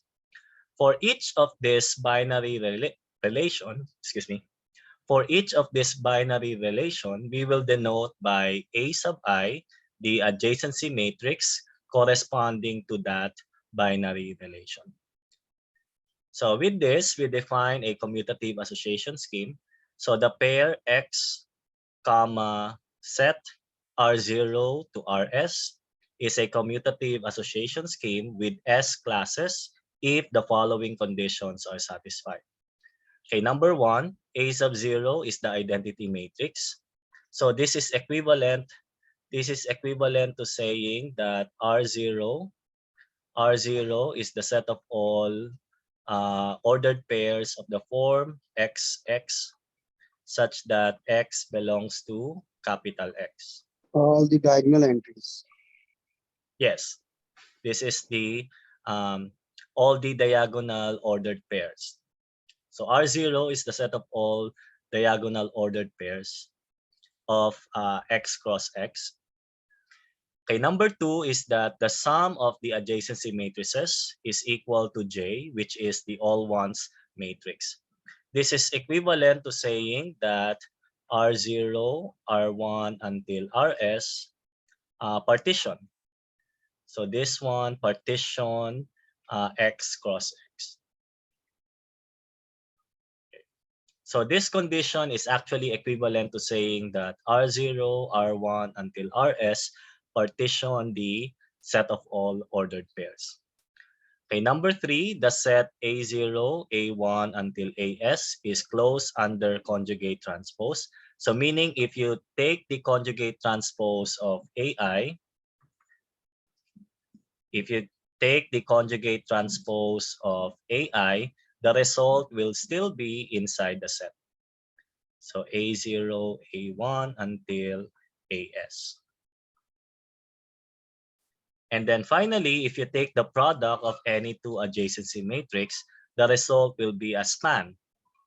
The result will be a span of A0, A1 until AS. So in this case, we call X the vertex set, and we call R0, R1 until RS the associate classes. So let's have a few examples. So for our examples, I will stick to using Z4 as my basis. So here is my explanation. So I'm going to stick to using Z4 to illustrate my examples. But take note that you can also have different groups such as Z6, Z8, and so on. Okay, for our first example, suppose that X is a Z4 and our binary relations are this. So R0 is the diagonal, and then R1 is the set of all non-diagonal ordered pairs. So 0, 1, 0, 3, 1, 0, 3, 0, etc. So if these are our binary relations, the adjacency matrices are A0, which is the identity matrix, and A1 will be this one. Okay, so it turns out that this will form a commutative association scheme. So here you have X is Z4, and our adjacency matrices are here, and our binary relations are R0 and R1. So this one is an association scheme, a commutative association scheme of the complete graph on 4 vertices. Okay, why is this the association scheme of the complete graph on 4 vertices? So as you can see here, if you take the ordered pairs on R1, you have 0, 1, which is this edge. So I'm going to draw an arrowhead to denote 0, 1. And then 0, 3 will be this. Okay, 1, 0 is the other direction. So this completes this edge. And then 3, 0 is the other direction. Oops, sorry. So if you keep on going, you will exhaust the entire edges of the complete graph on 4 vertices. So this is why it's called the association scheme of complete graph on 4 vertices. Okay, another example is this one. Okay, we have the association scheme of cycle of length 4. So our X is still Z4, and our binary relations are R0, R1, and R2. So the adjacency matrices corresponding to our binary relations are A0, A1, and A2. Okay. So this is the association scheme of the 4 cycle. Okay. R0, R1, R2 is the association scheme of 4 cycle. Okay, why is this the association scheme of the 4 cycle? If you look at R1, okay, if you look at R1, okay, you have 0, 1. 0, 1 is this edge. And then 0, 3 is this edge. Okay, 1, 0 is the other direction. 3, 0 is the other direction. And then 2, 1 is this. And then 2, 3 is this one. And then 1, 2 will be the other direction. And then finally, we have 3, 2. So this ordered pairs in R1 completes the edges of the 4 cycle.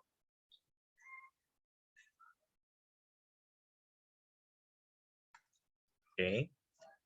And then for the next example, we have, I don't know the name for this, but this is a commutative association scheme.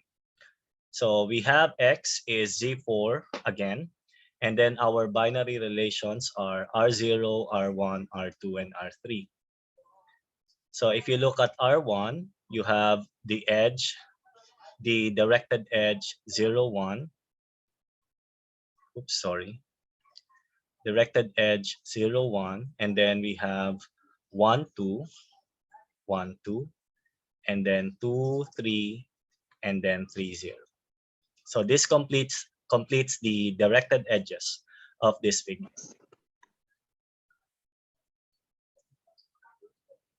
So maybe we can call this the directed cycle of length 4.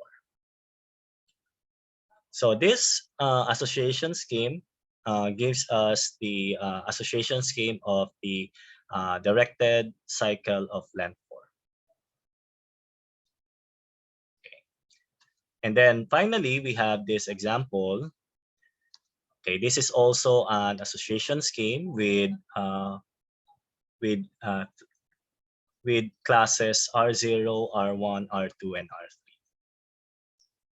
Okay. So for the most part of our discussion, we will focus on examples 30.1, 30.2, and 30.3.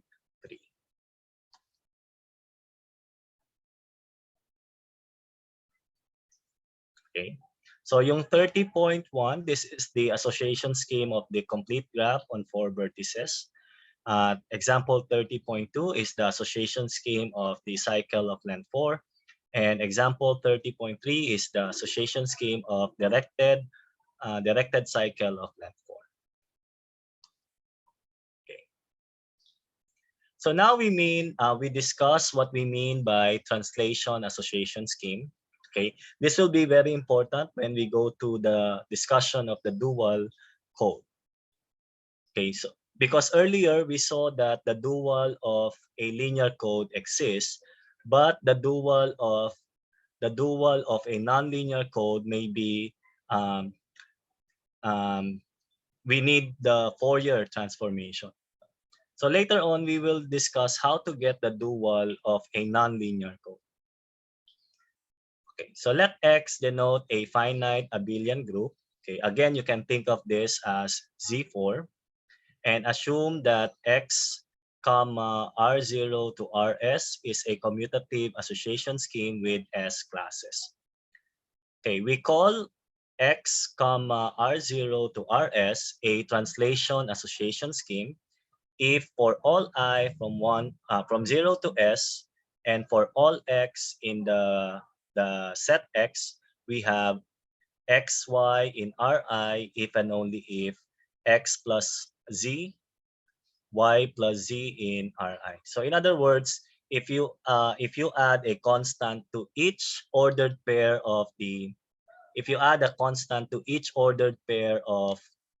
the binary relation, then you will get the same binary relation. For example, the example 30.1 until 30.3, these are all translation association scheme. Perhaps we can discuss one of them. So let's discuss example 30.2. Okay, so why is example 30.2 a translation association scheme? So example 30.2. So our X is 0, 1, 2, 3.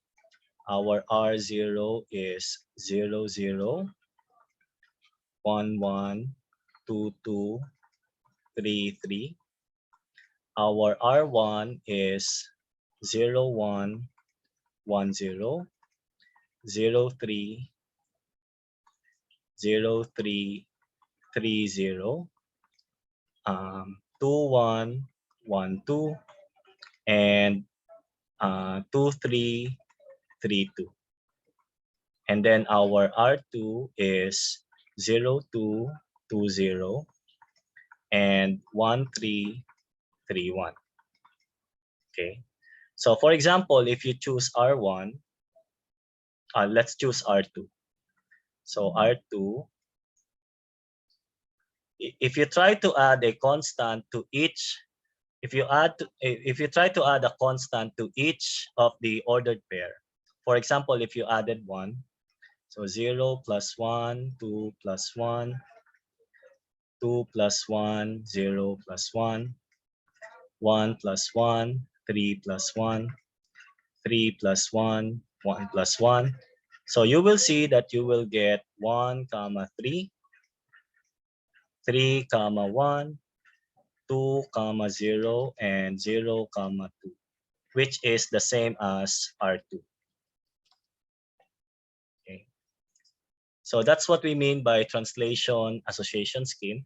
If you add a constant to each of the ordered pairs, you will get the same binary relation.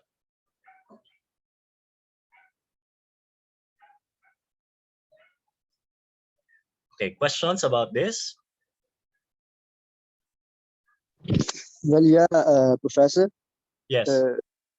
we are doing the translation. So, can we do the rotation on the elements? Yeah, you can kasi these are sets. So the ordering of the ordered pairs is immaterial. So it doesn't matter whether the ordering of the ordered pairs.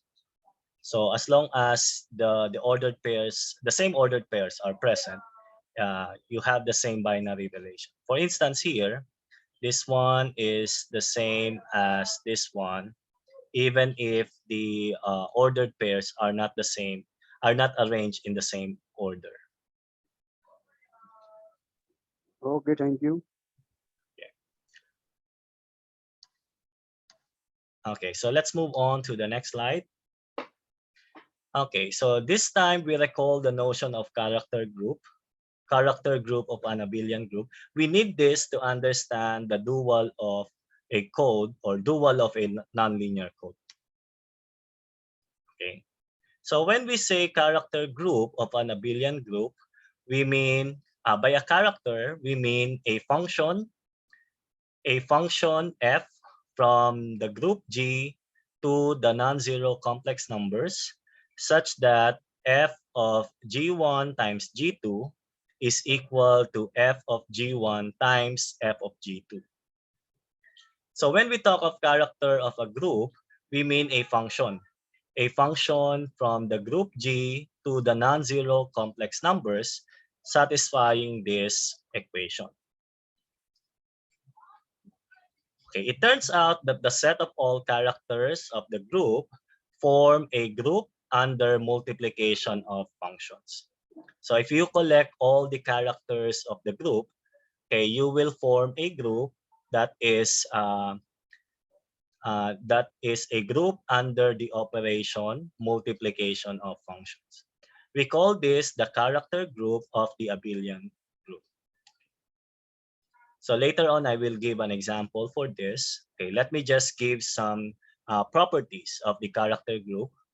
So suppose that G is a finite abelian group with identity element 0, and let G star denote its character group.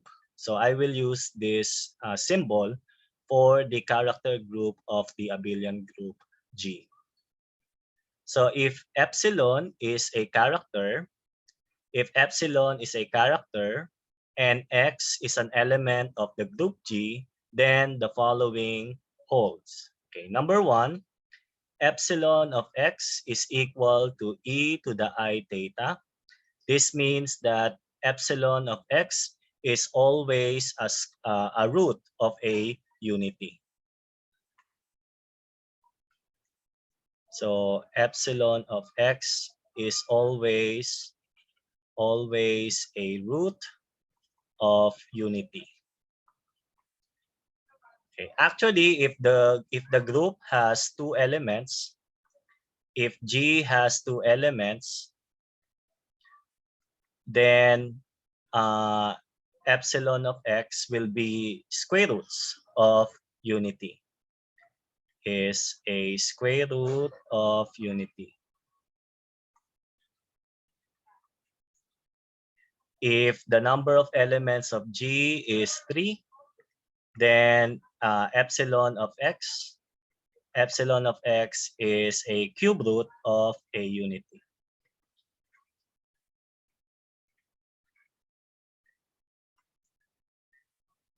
Is a character same as homomorphism? Actually, it's same as homomorphism in the sense that F is a homomorphism from G to this set.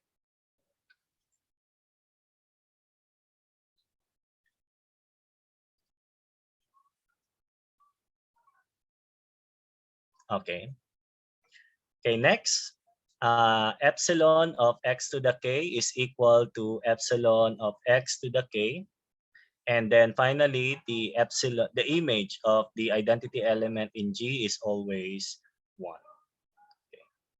So with these properties of character, okay, we can discuss an example. So let's use our group is Z4. Okay, so this is an abelian group with respect to addition modulo 4. Okay, so Z4 is a group under addition modulo 4. Now let's identify the characters of the group G. So the first character that we have, I will use the symbol epsilon sub 0. So this epsilon sub 0 maps every element of the group to the number 1. So in other words, we have epsilon sub 0 of 0 equals 1, epsilon sub 0 of 1 equals 1, epsilon sub 0 of 2 equals 1, and epsilon sub 0 of 3 equals 1. So this is our first character. So maybe we can call this the identity character. So the identity character just maps every element of the group to the number 1. For the second one, we have this property. I will use the symbol epsilon sub 1. So this epsilon sub 1 maps 0 to 1. It maps 1 to e to the I pi over 4. So this is a fourth root of a unity. And then epsilon sub 1 of 2 is I 2 pi over 2, or you can think of this as e to the I pi over 2. So this is a square root of a unity. Sorry. And then e to the e sub I of 3 is e to the I 3 pi over 4. So this is our second character. For the third character, we have epsilon sub 2. These properties are satisfied. And then for the fourth character, we have epsilon sub 4, which has these properties. Epsilon sub 3 of 0 is 1. Epsilon sub 3 of 1 is e to the I 3 pi over 4. Epsilon sub 3 of 2 is e to the I 2 pi over 4. And epsilon sub 3 of 3 is equal to e to the I pi over 4. So here is the summary of the values of our characters. Okay. So that means our character group G star will have the following characters: epsilon sub 0, epsilon sub 1, epsilon sub 2, and epsilon sub. Okay. Now you might ask, sir, does the number of element of the group G also has the same number of elements for the character group? Okay. The answer is yes. Okay. And that is because the abelian group G, the finite abelian group G, is isomorphic, isomorphic to the character group G star. Okay, so it's written here that we have a theorem that says G and G star are isomorphic. So if you have 4 elements in your group, then you should have 4 characters in the character group. Now I mentioned earlier that the dual of linear code is obtained using dot product. But if the code is nonlinear, how do we get the dual? So it turns out that we can get the dual using the character group. Okay. So if a code C is over the group G, then its dual C perp must be a code over G star. Okay. Now because of the isomorphism of G and G star, we can view the code C perp as a code over G. Okay. So this is because G and G star are isomorphic. Okay. So in terms of Z4, we can view the isomorphism from G to G star as follows. So we can consider the group isomorphism such that the element of G X is mapped to epsilon sub X.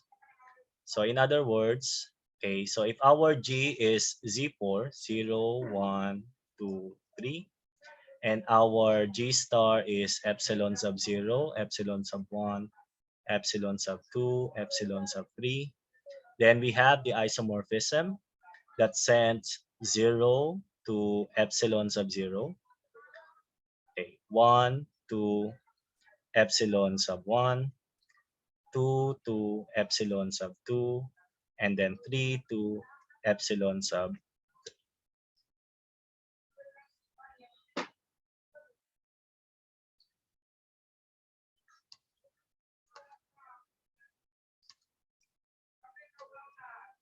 Okay, so let's move on to the next step. So in order to understand codes over commutative association scheme and the duals, we do the following. We will discuss extension of commutative association scheme. So this extension allows us to view codes as part of association schemes. And then step 2, we define codes over commutative association schemes via extension. And then step 3, we discuss the notion of dual for additive codes over commutative association scheme. Okay. So here's the definition of extension. So suppose that G is a finite abelian group and assume that G R0 to Rs is a commutative association scheme with S classes. Now let's fix a positive integer n. So let's say n is greater than or equal to 2. Okay. So this is how we will view code words in terms of association scheme. Let x be equal to g to the n. So g to the n is the set of all n tuples, such that the entries are coming from the group G. Okay, so you can think of this as a set of vectors with length n, such that the entries of the vectors are coming from the group G. Okay, so if you remember earlier, we are using we are using, from the first part of our discussion, we are using fields. But this time, we can use codes over groups. Now, let x, bold x, be a vector, and let bold y be another vector coming from, this is g to the n, sorry. This is, oops, sorry. So this is supposed to be g to the n. Okay, my mistake. Okay. Now we define the composition of the code words x and y by the vector c of xy from C1 to CS. Okay. So what is this c of xy from C1 to CS? Okay. So the c sub I, it counts the number of coordinates, such that xi, comma yi belong to the binary relation Ri. So the C sub I here, it counts the number of coordinates by which the pair x sub k, y sub k is an element of the binary relation R sub I. Now let alpha be a vector from alpha 1 to alpha s, such that alpha 1 until alpha s are greater than or equal to 0, and the sum of alpha 1 until alpha s is less than or equal to n. So we define the set R sub alpha. So R sub alpha is the set of all pairs. The set of all pairs in G to the n such that the composition is alpha. So in other words, R alpha is the set of all ordered pairs of vectors such that the composition of the two is equal to alpha. So with this, the set G to the n together with the R alphas, will form a commutative association scheme, and this one is called the extension scheme. Okay, we call this the extension scheme. Okay, so perhaps this one is a bit confusing, but let's try to give an example in the next slide. So this one is called the extension scheme. So it might be difficult to understand the concept from the definition, but perhaps this example will help. Okay, so suppose that G is the group Z4. So again, the group Z4 has elements 0, 1, 2, and 3. Okay. Now let's consider the S-class association scheme G R0 R1 with S equals 1 such that R0 is this and R1 is this. Okay. So this is R0 and this one is R1. Okay. Now suppose that N equals 5. So meaning we are considering code words of length 5. So we're considering code words of length 5. Now let's consider xy. So x is the code word 0, 2, 3, 2, 1. And y is the code word 0, 1, 3, 1, 3. Okay. So let me just write it vertically. So this code word x is 0, 2, 3, 2, 1. And this code word y is 0, 1, 3, 1, 3. So let's get the ordered pairs. Okay, let's get the ordered pairs. So we will get 0, 0, 2, 1, 3, 3, 2, 1, and 1, 3. Okay. So based on this ordered pairs, this one will belong to R0. Okay, here, 0, 0. This one will belong to R1. So here, R1. This one will belong to R0. This one belongs to R1. And this one also belongs to R1. Okay. So how many ordered pairs belong to R1? 3. Okay, you have 3. So as you can see, the composition of the two vectors is 3. So this means that the two code words belong to this binary relation. Okay.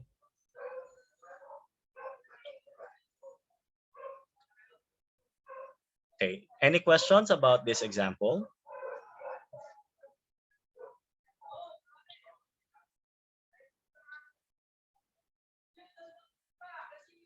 Okay. Let's proceed to the next example. Okay, this time let's have the group Z4, and suppose that our association scheme is G, R0, R1, and R2. Okay, so we have G, R0, R1, and R2. R0 is this, the diagonal. R1 is this, the edges of the 4 cycle. And then R2 is this one. Now, if n is equal to 5, and the code words are 0, 2, 3, 2, 1, 0, 1, 3, 1, 3, okay, let's get the composition of the code words XY. So we have X, Y. So this is our code word X. You have 0, 2, 3, 2, 1. And our and the second code word is 0, 1, 3, 1, 3. Okay. Now let's get the ordered pairs. So the ordered pairs are 0, 0, 2, 1, 3, 3, 2, 1, and 1, 3. Okay. So this 0, 0 belongs to R0. This one belongs to R1. This one belongs to R0. This belongs to R1. And this belongs to R2. Okay. So based on this table, how many ordered pairs belong to R1? 2. Okay, you have 2 right here. And how many ordered pairs belong to R2? Only 1. Okay, 1.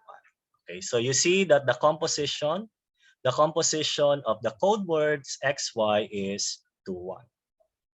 So this means that in the extension scheme, the ordered pair XY belongs to this binary relation. Okay, let's try again. Suppose that Z is the binary code. Suppose that Z is the code word. Let's see. 3, 2, 1, 0, 0. And suppose that W is the code word 1, 2, 0, 1, 0. Okay.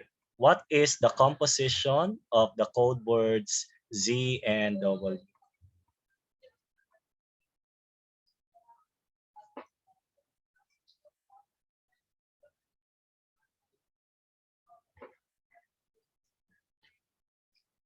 Okay, what is the composition of the code words Z and W?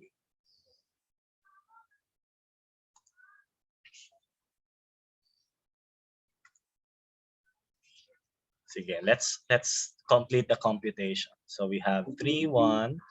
2, This 1. is in R2, 2, 2 is in R0, 1, 0 is in R1, 0, 1 is in R1, and then 0, 0 is in R0.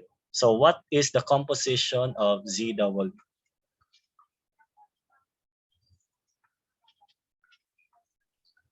2, 1. Okay, 2, 1. Very good.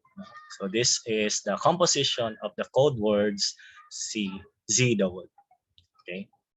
So with the extension scheme, we can see that the extension scheme allows us to view codes as vertices. Okay.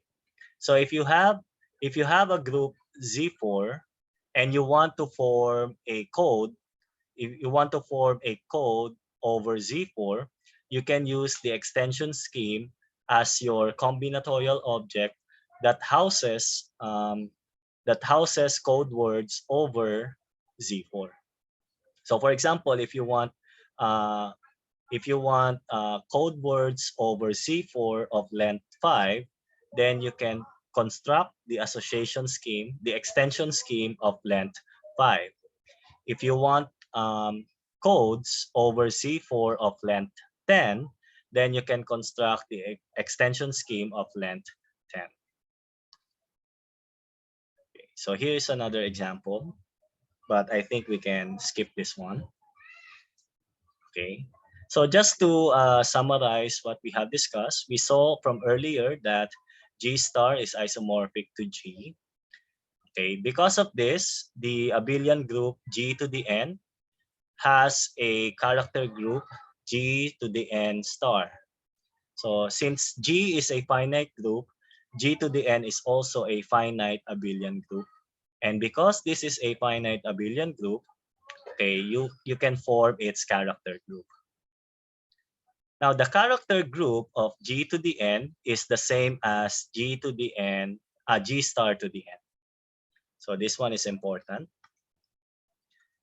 Okay, the character group G to the N star is actually the same as G star to the N. Okay. And then G to the N star is isomorphic to G to the N. Okay, so G to the N, this is isomorphic to G to the N star, the character group. This one is isomorphic to G star to the N. And then G is isomorphic to G star. So this is isomorphic to G to the N. So because of this isomorphism, we can view the code words in Gn star and G to the N as the same. So any code word appearing in G to the N star may be viewed as a code word in G to the N. Of course, you have to set an isomorphism. You have to fix an isomorphism so that you can view a code word in here. You can view a code word in here as a code word in G to the N. Okay, so because of this setup, we can now identify the dual of nonlinear code. So here's the definition of the dual of a nonlinear code. Let G denote a finite abelian group, and let C be an additive code. Okay, when we say additive code, it means that it is a subgroup of the group G to the N. So suppose that C is an additive code, meaning it is a subgroup of G to the N. So by the dual code of C, we mean the set C perp such that it is the set of all epsilon in the character group such that the images of the character on each element of C is equal to 1. So the set of all characters that maps every code word in C to 1 is an element of the dual. So again, this one is a subset of the character group. This one is a subset of the character group, but we know that this is isomorphic to G to the N. So we can view this dual as a code in G to the N using an isomorphism. So once you fix an isomorphism from the character group to G to the N, you can now view the dual as a code in G to the N. So now that we have discussed the dual of a nonlinear code, we can now present the various weight enumerators for codes. Okay. So for convenience, we will only focus on weight enumerators involving Z4. So in the first part of my lecture, I presented the Hamming weight enumerator, but actually there are other weight enumerators for the codes. Okay.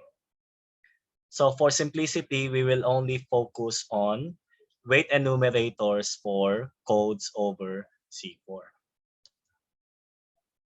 Okay. So we already explained what is the Hamming weight enumerator. So the Hamming weight enumerator is a summary of the properties of the code words in a way that the weights of the code words are summarized, and the CI there tells us the number of code words having that weight enumerator, having that weight. Okay. So for example, if okay, so maybe I'll give example later.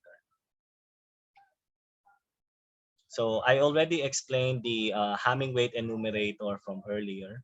So let's go to the other weight enumerators. Okay. So for the other weight enumerators, we have the symmetric weight enumerator. The exponent of x counts the number of zeros. Okay, so maybe I should write that down.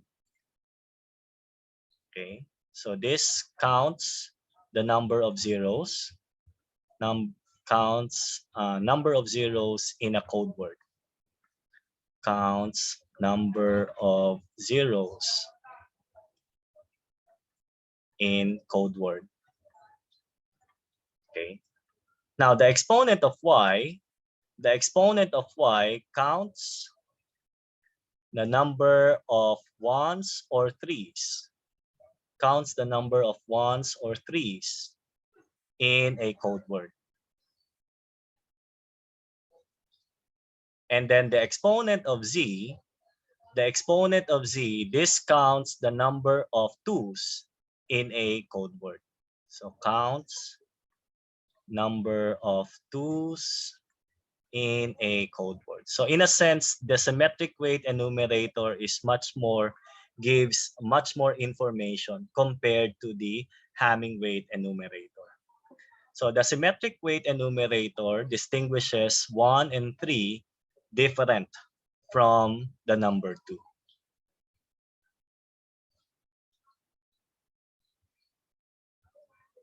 Okay, and then finally we have the complete weight enumerator. So for the complete weight enumerator, the exponent of x counts the number of zeros. So counts number of zeros. The exponent of y counts the number of ones, counts number of ones.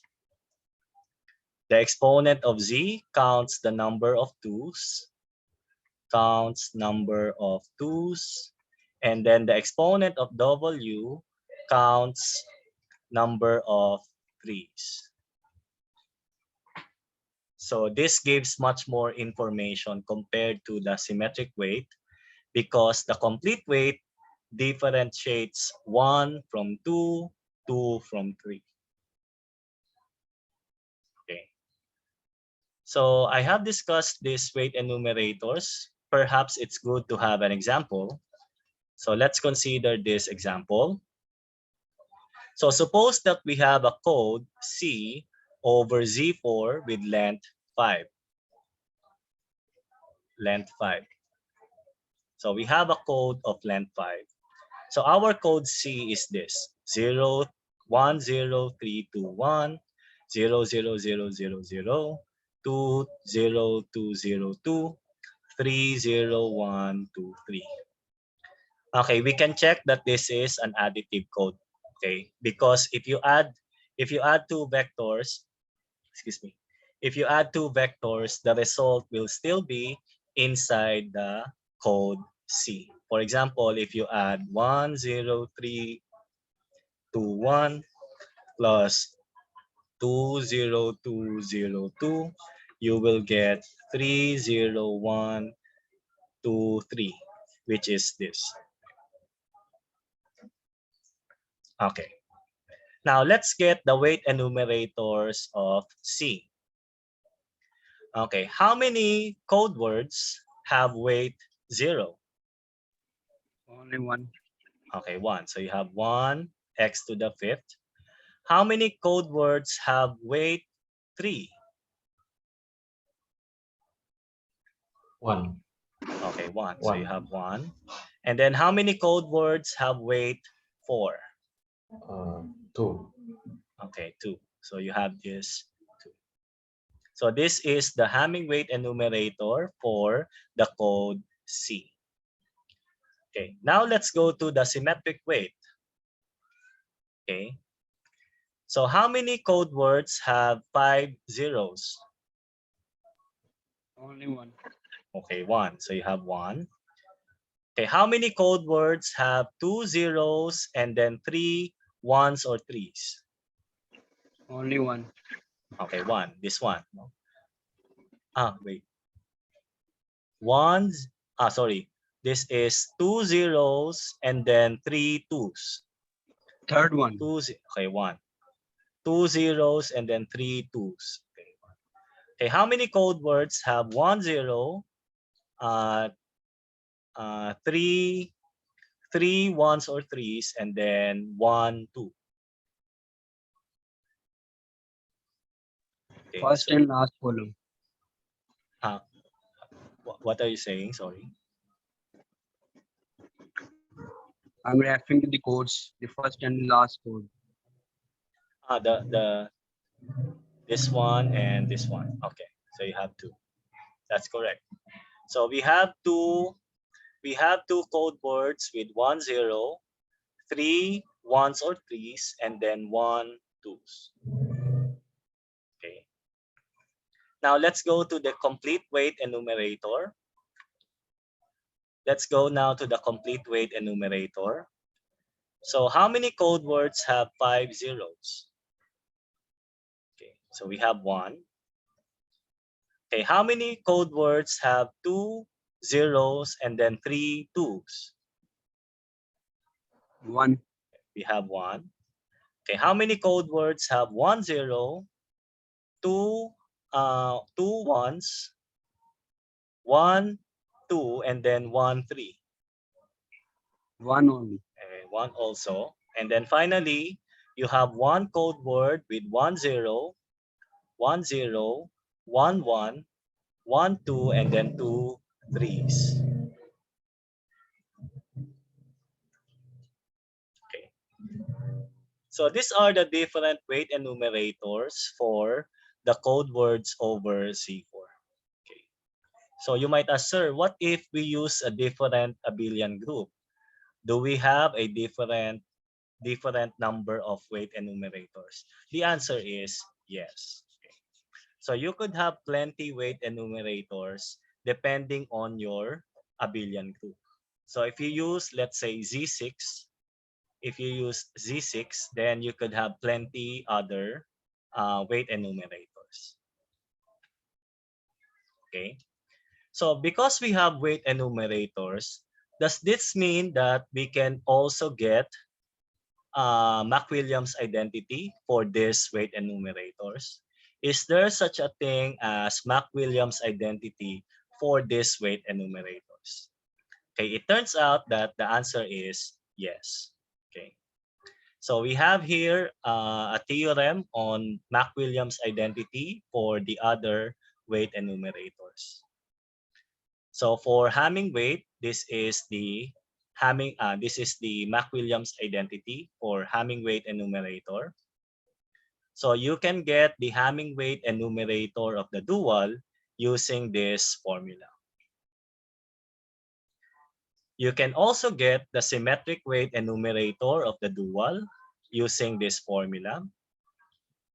And you can also get the complete weight enumerator for the dual using this formula.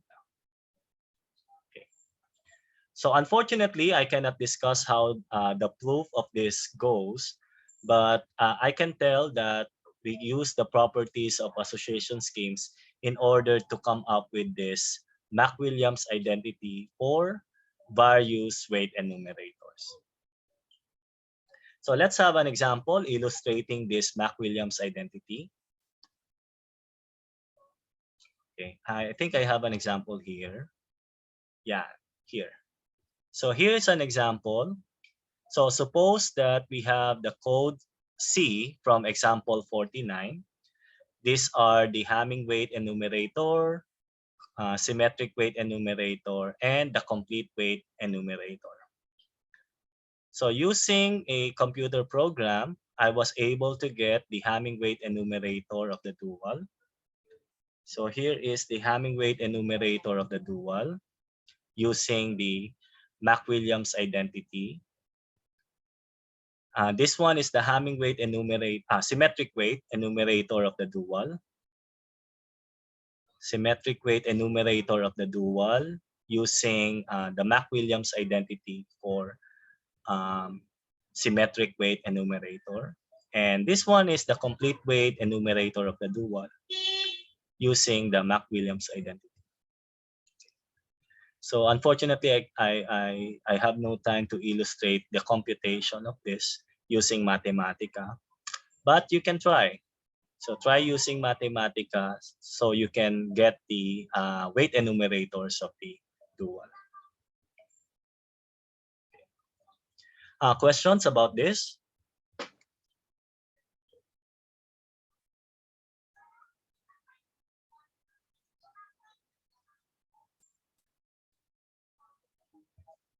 Okay. Now let me just explain very briefly that with the work with Professor my advisor, Hajime Tanaka, we were able to obtain an Asmus-Matson-like theorem for codes over commutative association scheme. So the Asmus-Matson type theorem that we obtained is not dependent on the field. So in fact, you can use just abelian groups, and you can get combinatorial designs out of codes over abelian groups. Okay. So this is our Asmus-Matson type theorem. Unfortunately, I cannot explain this further because there are some complicated computation here. For example, this one. This will involve interpolation of polynomials. So maybe in another time I can explain this further. But the gist of this presentation is that we were able to obtain Asmus-Matson type theorem for codes over commutative association schemes. And this Asmus-Matson type theorem is applicable even if the code is from an abelian group.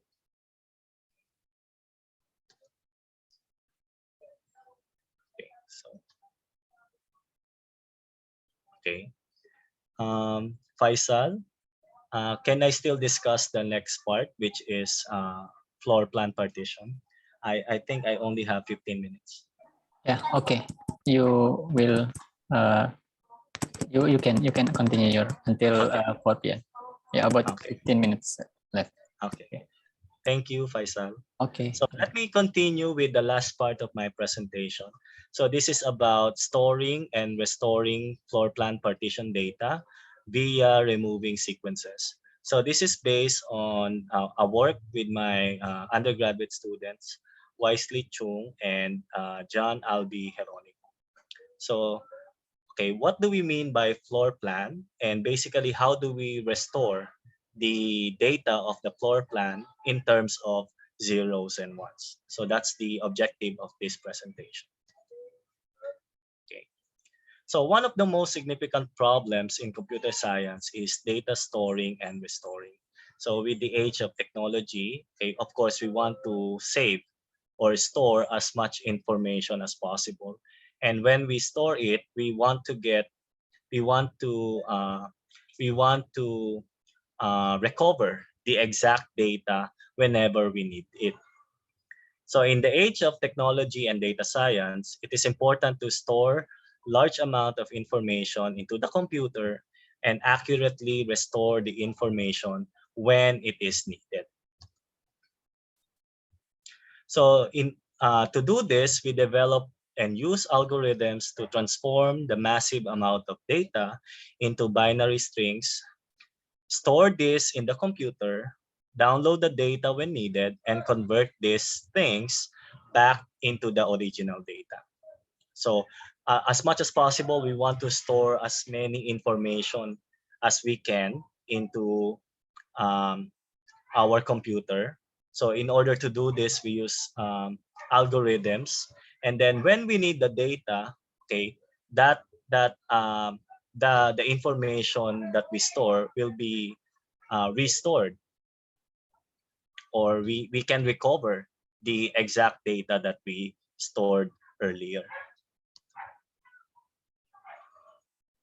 So in this presentation, or in this last part, okay, we discuss how to store the data of the floor plan, and when we need the information of the floor plan, we will recover the exact information, or we recover the exact data. So in this thesis, we focus on storing and restoring floor plan partition data. Okay. So key item here is what is floor plan, and how do we store the information of the floor plan, and how do we restore this information. Okay, so we start off with the idea of a floor plan.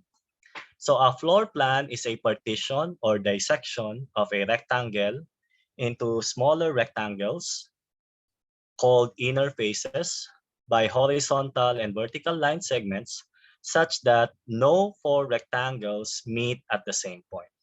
So in this particular example, the left side is a floor plan, okay, because no four rectangles meet at a common endpoint. So this endpoint, you only have three rectangles sharing. This endpoint, you only have three rectangles sharing. The right side, however, is not an example of a floor plan, because for this point, you have four rectangles sharing.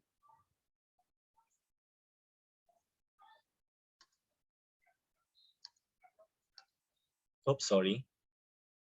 Okay.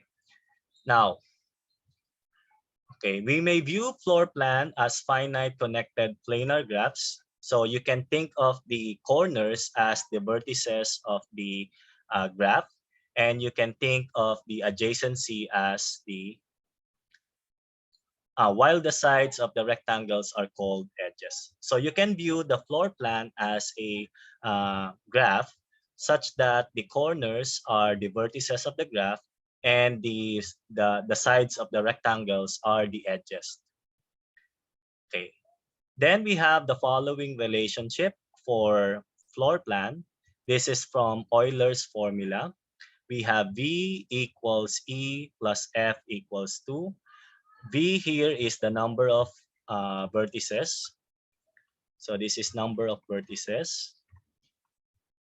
So maybe you can think of this as the number of corners of the rectangles. Okay, E is the number of edges. And then F is the number of faces. So the number of faces is the number of regions divided by the edges and the vertices of the floor plan. So to illustrate this, I have here an example. So here is our floor plan. So the vertices are V1, V2, V3, V4, and these ones. Okay. So 1, 2, 3, 4, 5, 6, 7, 8, 9, 10, 11, 12, 13. So we have, okay, I should have 14 vertices. Between V1 and V2. Okay, between. Sorry, I did not get your. This one. Thank you. V1 and V2. Okay, thank you. So you have 14 vertices, and then edges, you have 19 edges. Okay, and then the number of faces is 7. So 1, 1, 2, 3, 4, 5, 6, 7. So you have 7 faces. So as you can see, if you substitute these values, you will see that B minus E plus F equals 2.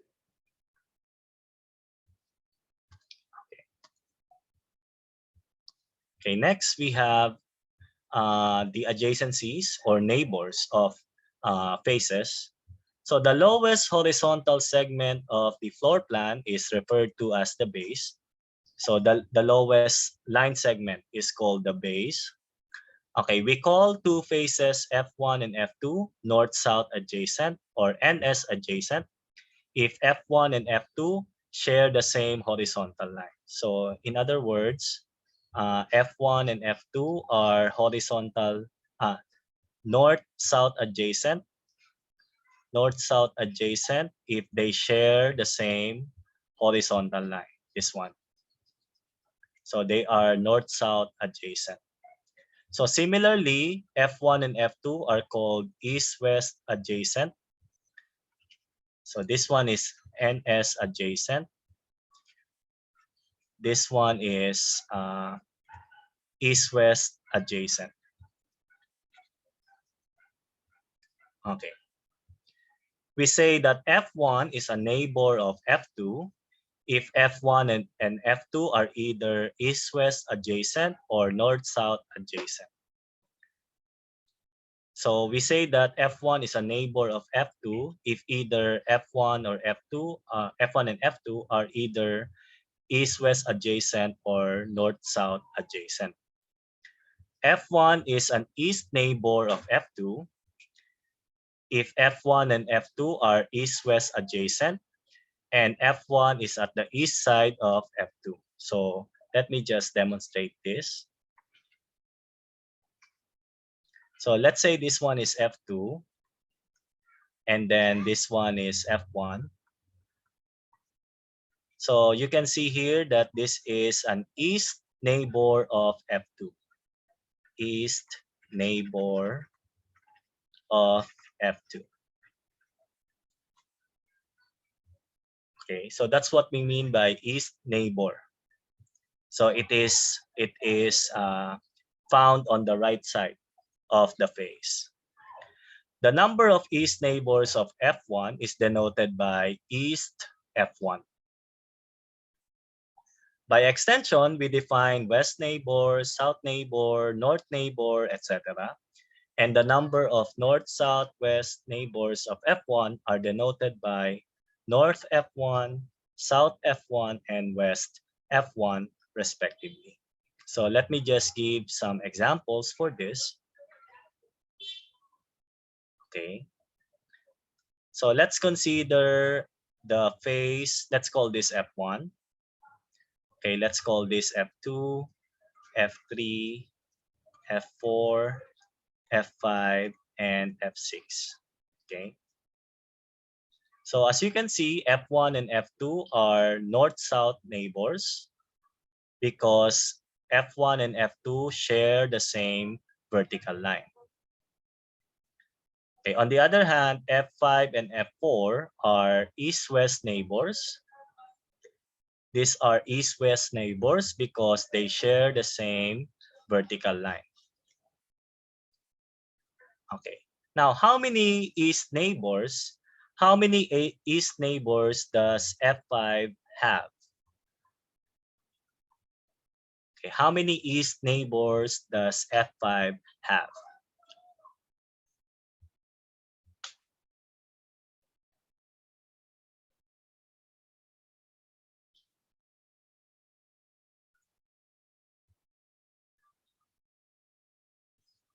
So the number of east neighbors of F5 is 2. Okay, that's correct. So F5 has 2 east neighbors. Okay, what about the south neighbor of F3? south neighbor of F3 is just 1. Okay.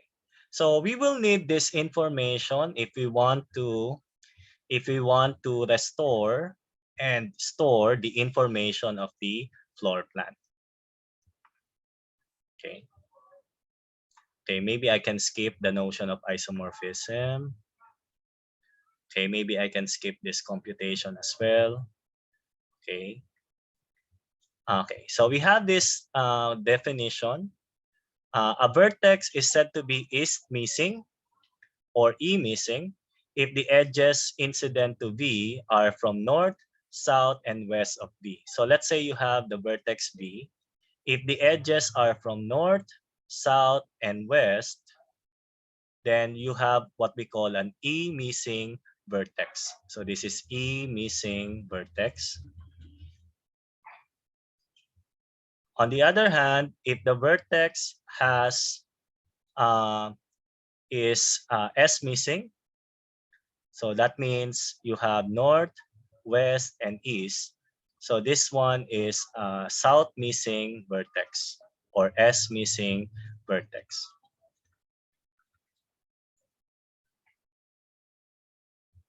Okay, I think I have only 1 minute.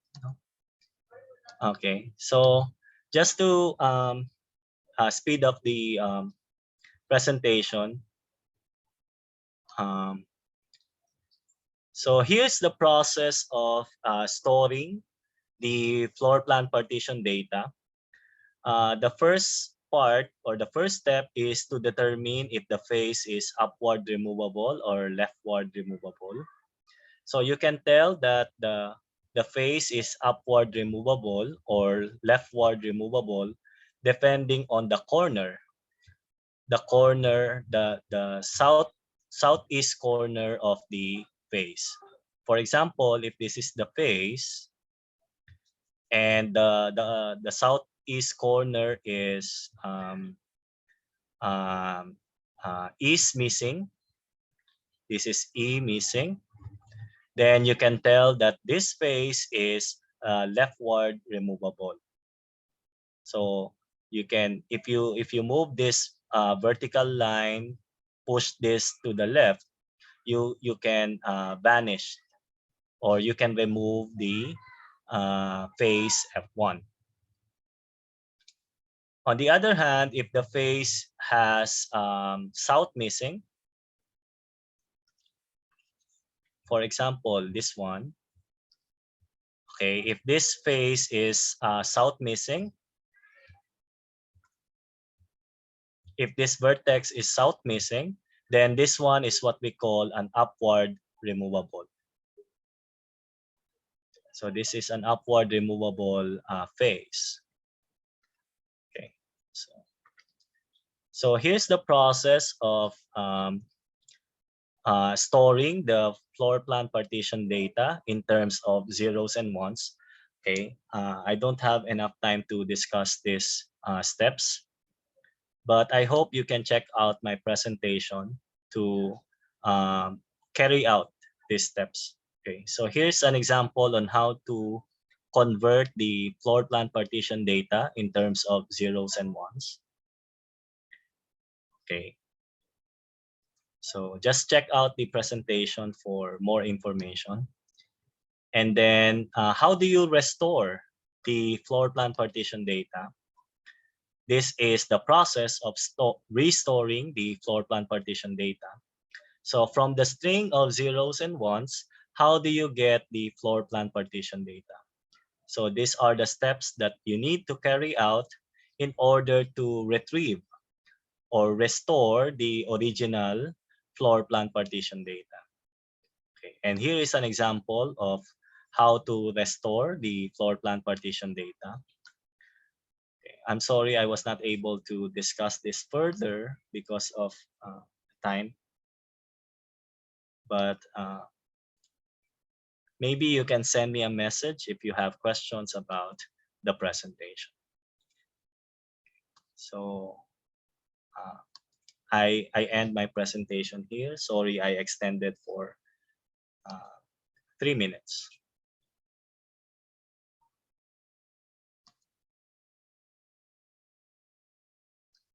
Faisal, I would like to end my presentation here. Okay. Okay. Hello. Thank you very much for your wonderful and very interesting talk, Dr. Jeffy. And I'm sorry I was not able to finish. It's no problem.